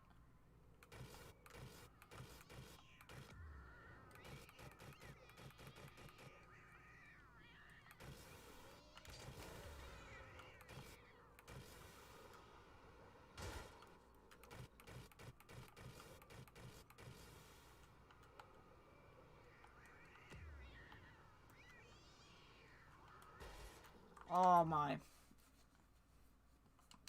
Yeah, if we fail, I'm just going to reset.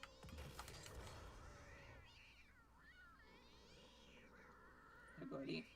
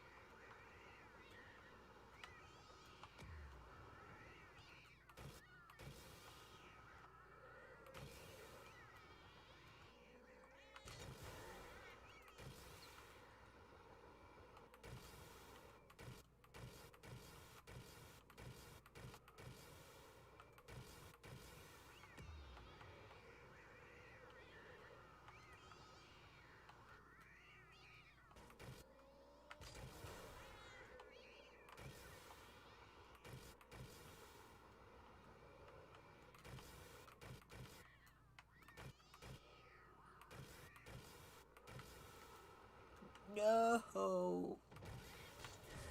Dang, that probably could have been the one.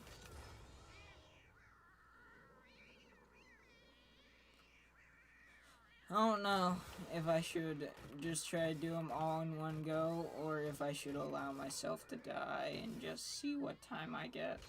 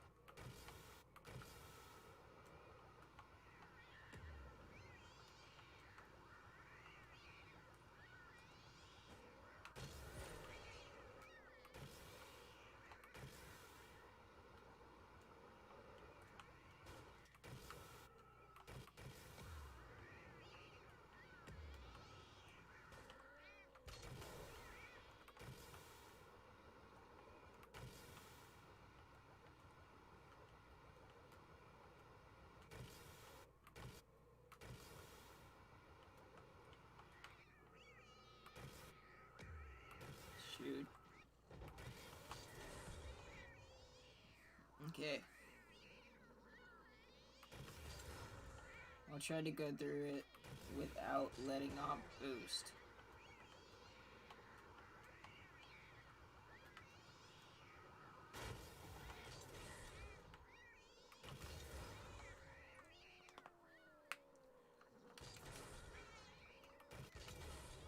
Hey, King.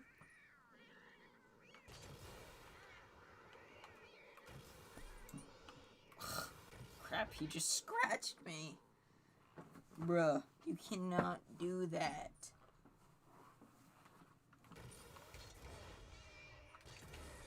What? You're the one that jumped down and clawed my leg.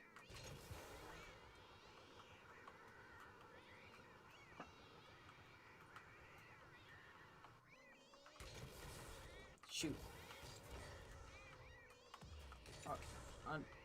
I'll have to land, obviously, but I'll hold boost consecutively as I do it, hopefully. Unless I'm making minor adjustments like that, because I don't think that really would affect my time.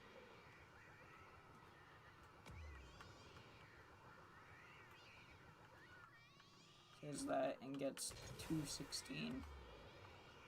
That would suck.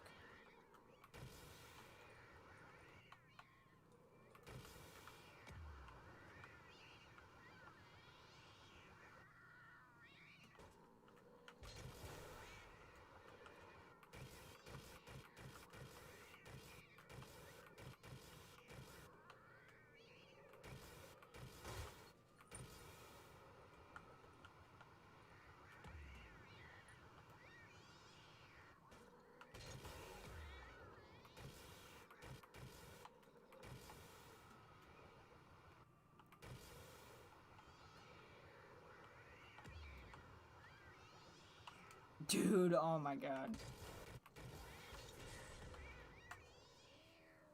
Hey buddy. What time is it? 10:40. Okay. I'll end the stream in about 20 minutes. You'll watch 20 minutes of me trying to get it.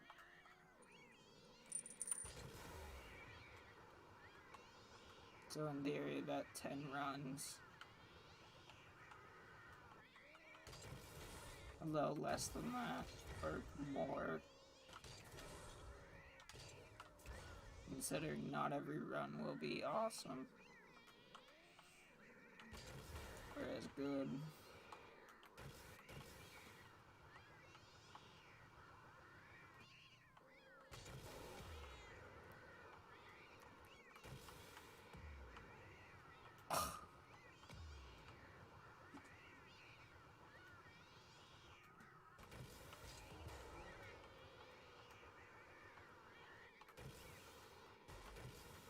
Shoot! No, no, no! That's an issue. That's an issue. Hopefully we made up for it.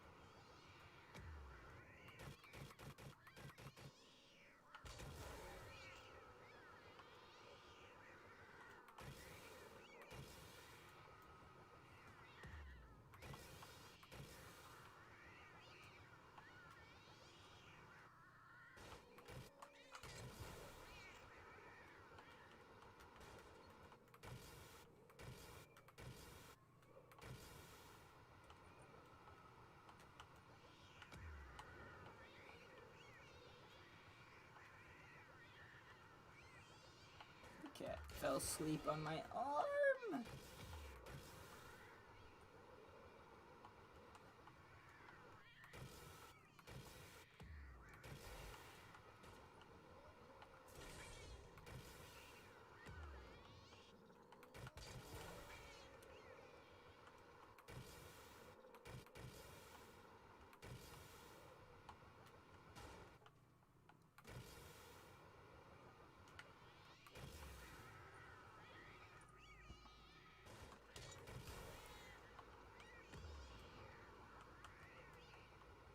Dang it. Okay. Cat.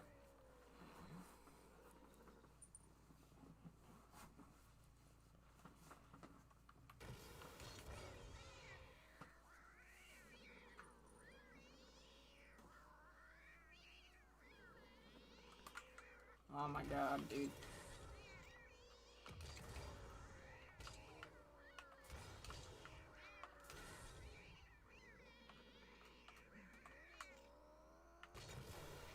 Okay.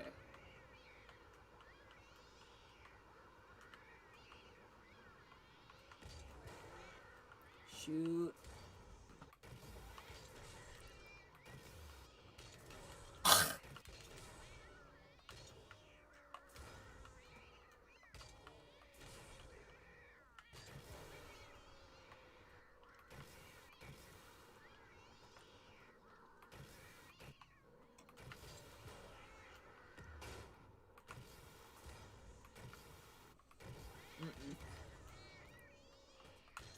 Unacceptable.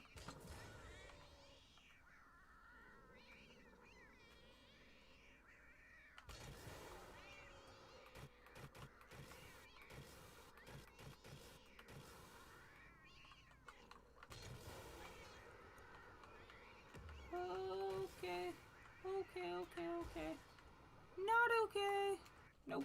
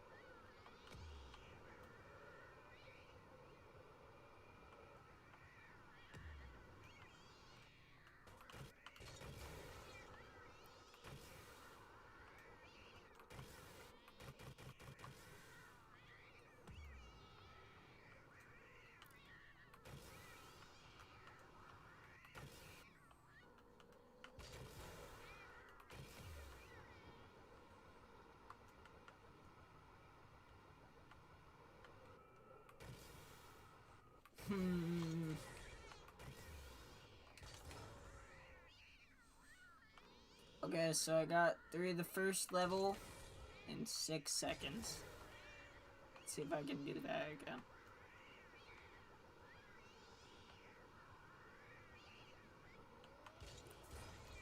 I could do it. I did it in 6 seconds.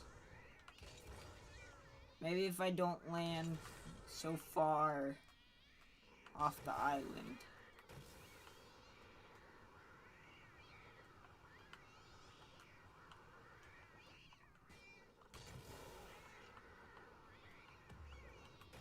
Yeah, maybe that millisecond will help. Or we just wasted it. Probably. Nope. Okay.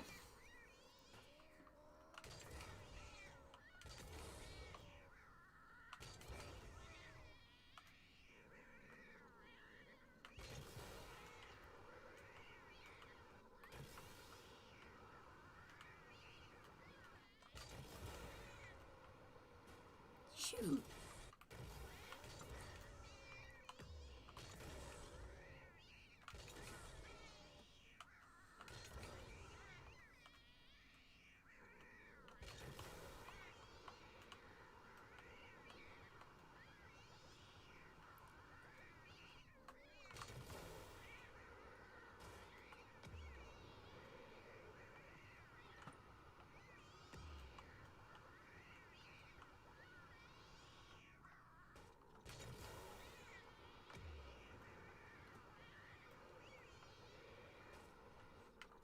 Shoot.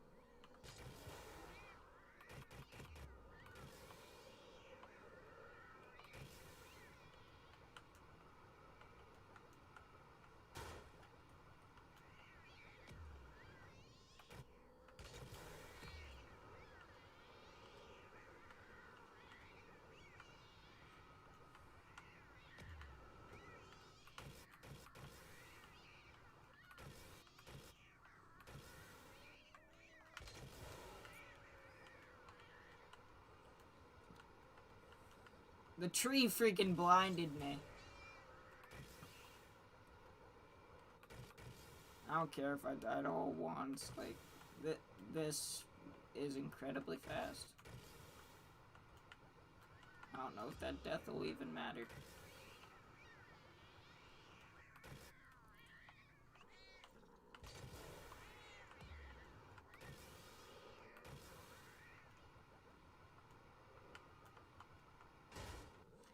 Okay, yep.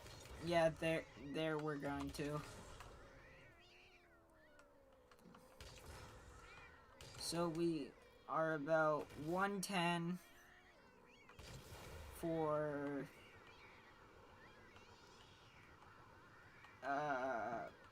66% of it, which will beat the time.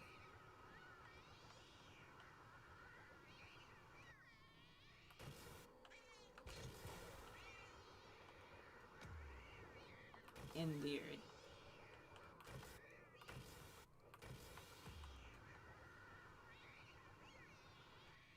Shoot.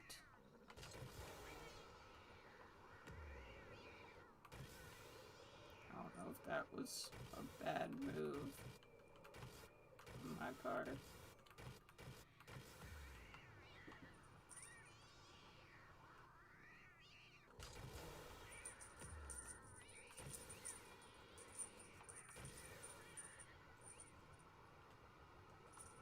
We get to 110 before level 7 or 8.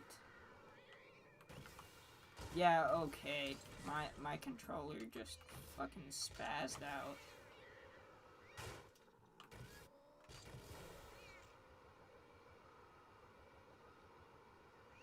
Bruh. Why is the dead zone, like...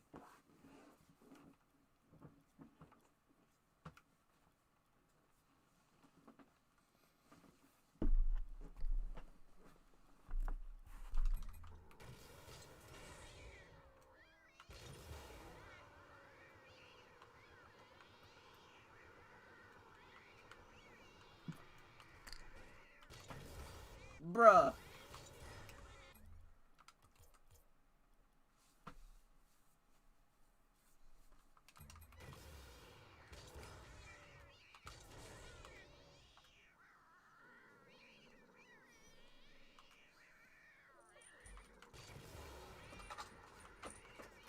Okay, let's go.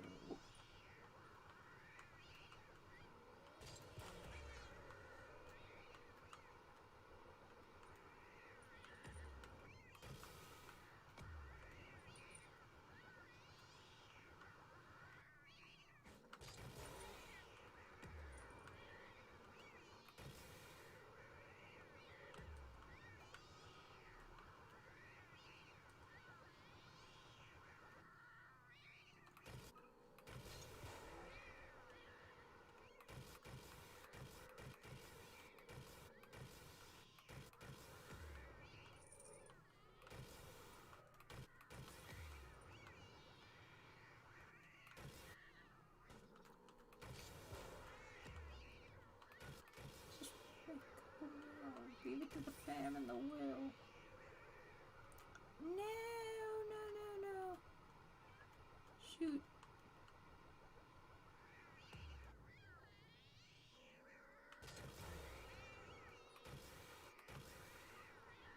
Okay, well, this is probably lost cause.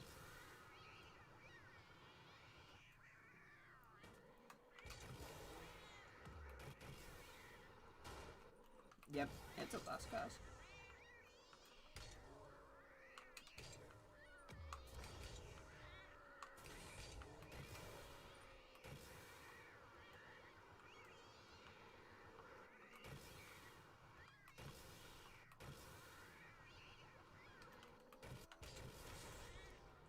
Frick, dude, why is...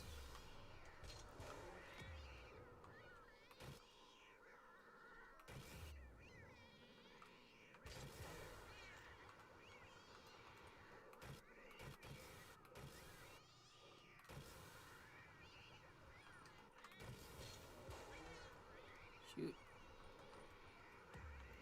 Shoot. Hopefully I'll make up for that.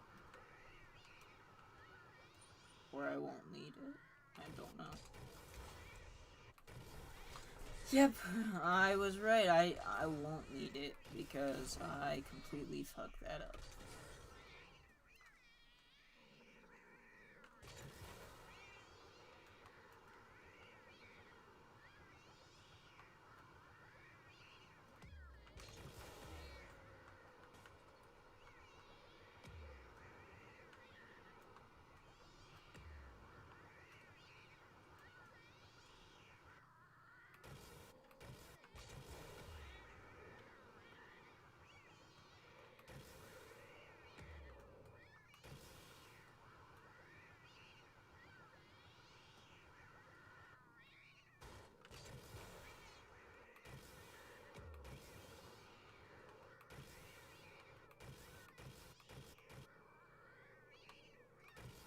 Frick.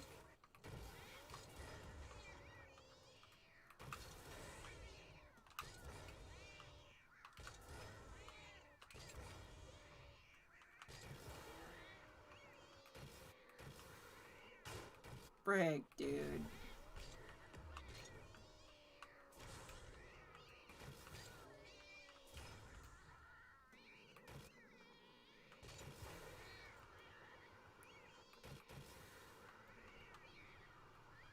Okay, let's try and do this. Nope.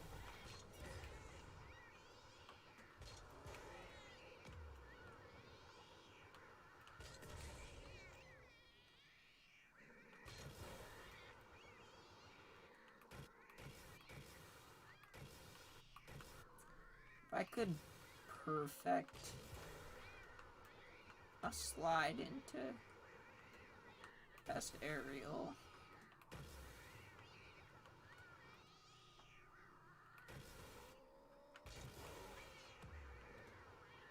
I mean, that was a slide into fast aerial. Just not turning slide.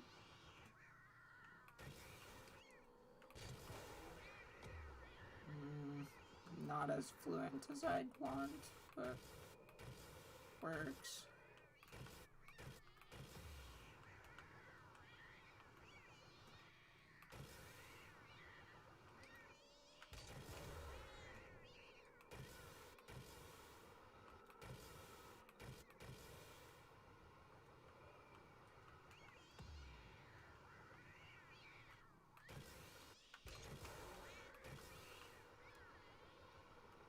That was pretty smooth.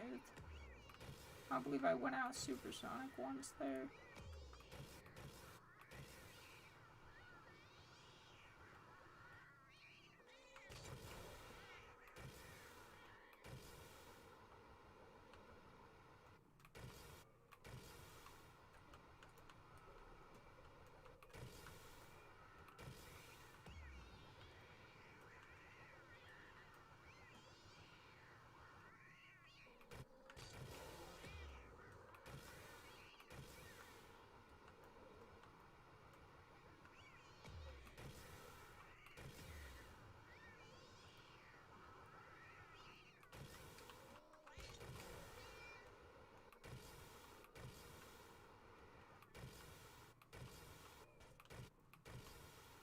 shoot.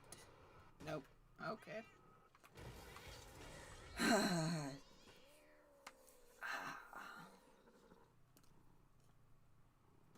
Thumb tends to hurt after because my boost is my thumb button or my right stick.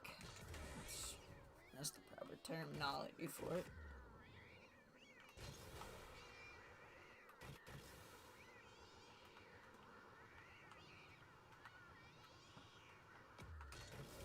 No, dude.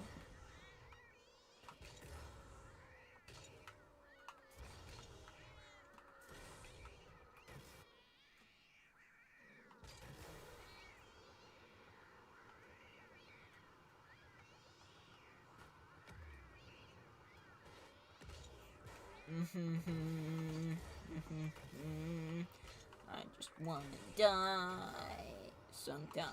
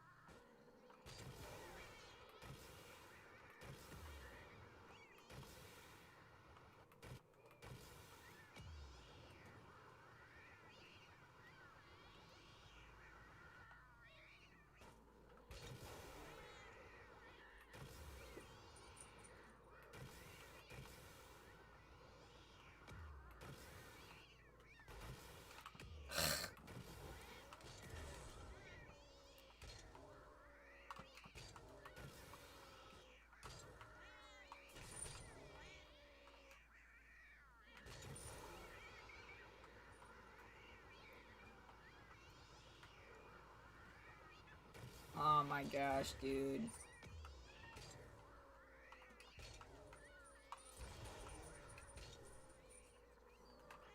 Yeah, King? Are you going to shine your teeth at me? Wow. Yeah. I got you.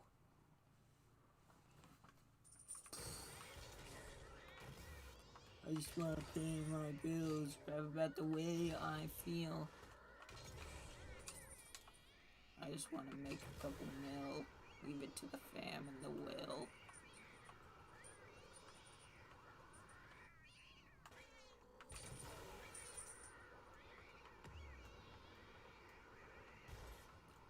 Frick, dude!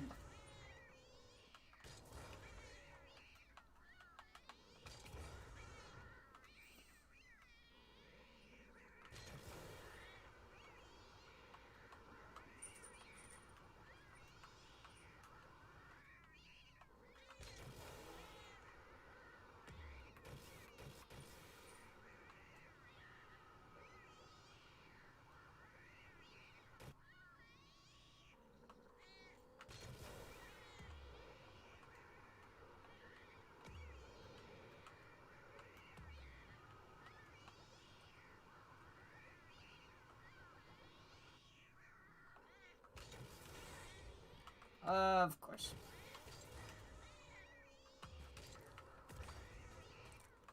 Okay, so... Hey, what the heck was that?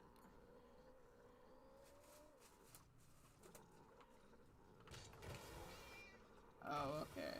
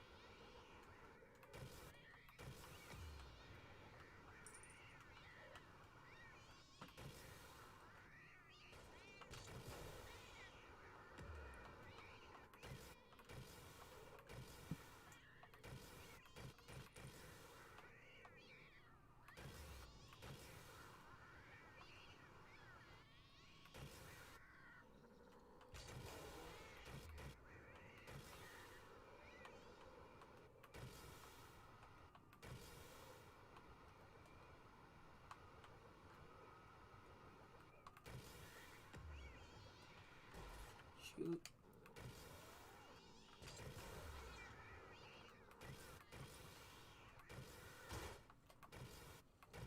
Shoot. Yeah, I screwed up that attempt.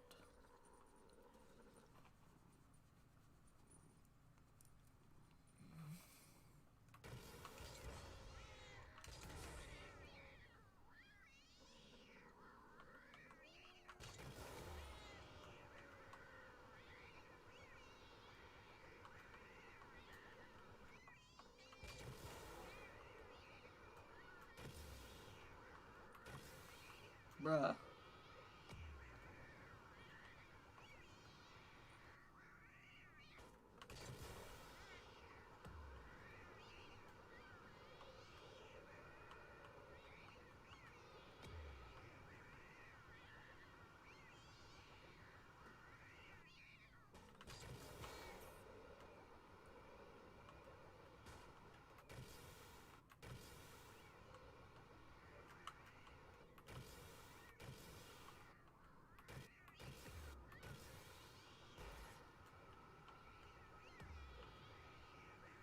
Of course.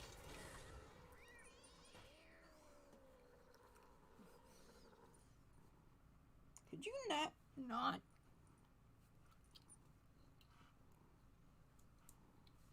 Jeez. Don't choke. Come up so that the cam can see you. And you can rest against my arm, that's fine. Boop, boop, boop, boop, boop, boop, boop, boop, boop, boop, boop, boop, boop, boop. Could be my hometown, I'ma get it like now.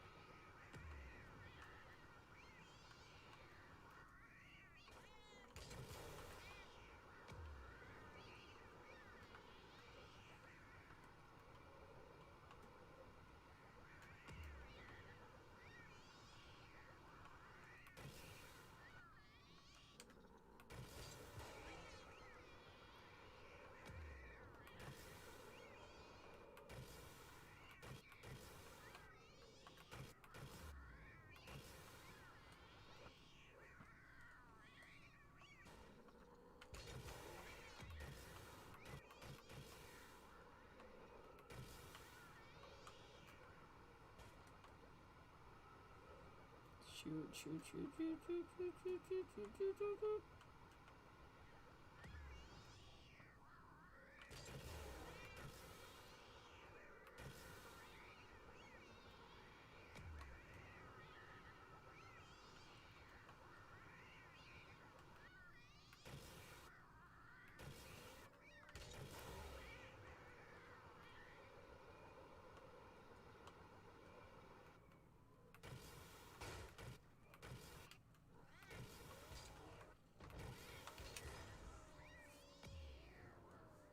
What's wrong?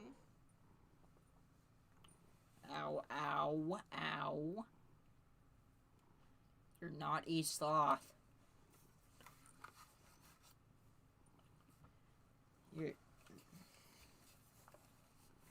I get you're named after someone with the sin of a sloth, but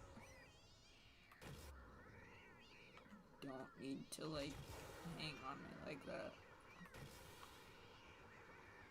Hold on. Go to bed soon.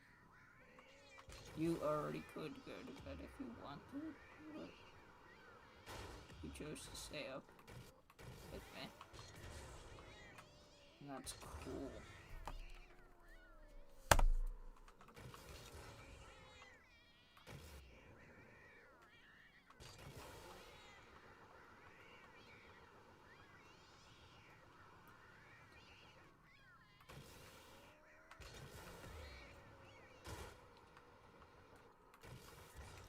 Okay.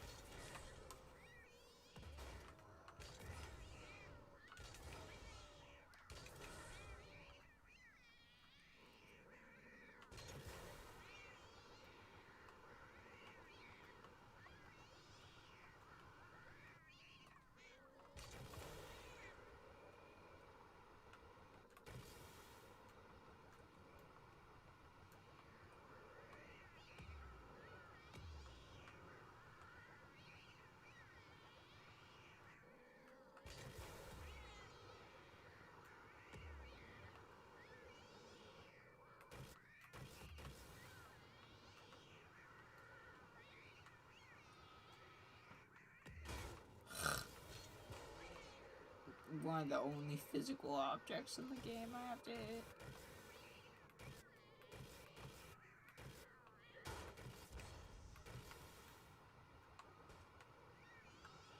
Nope.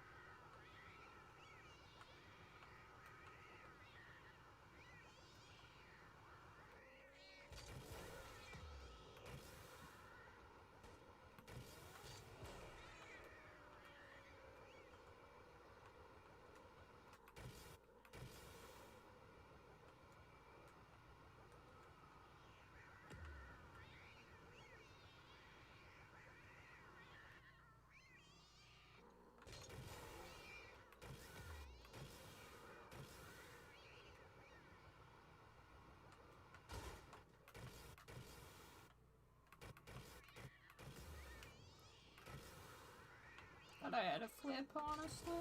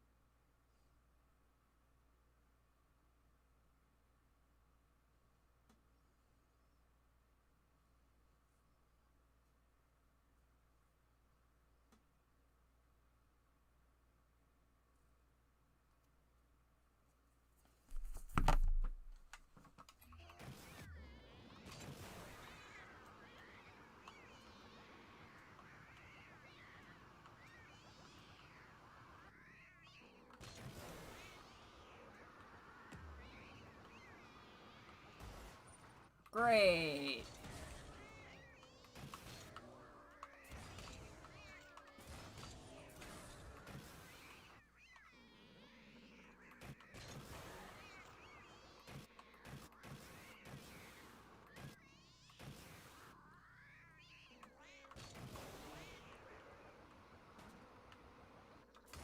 Nice.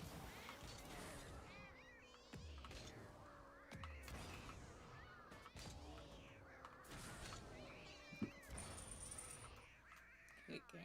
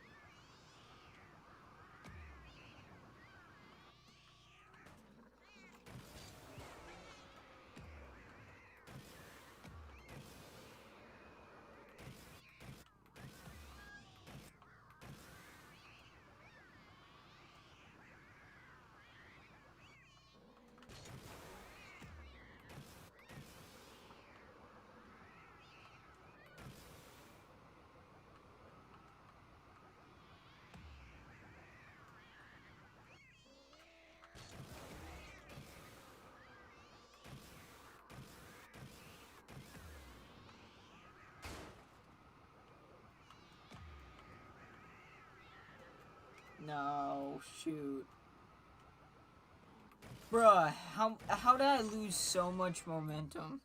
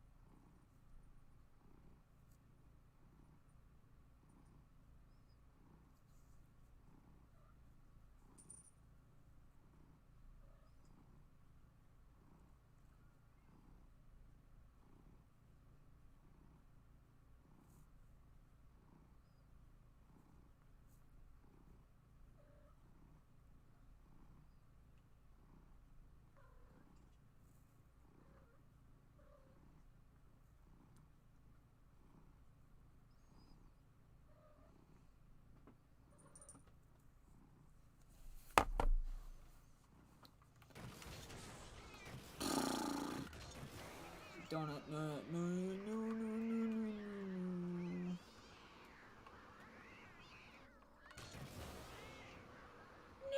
no.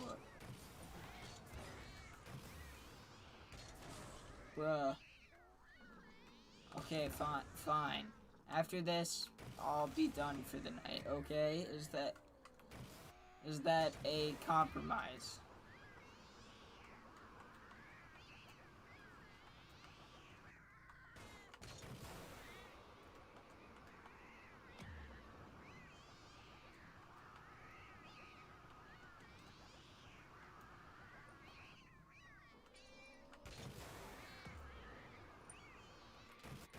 Ow. Ow! King!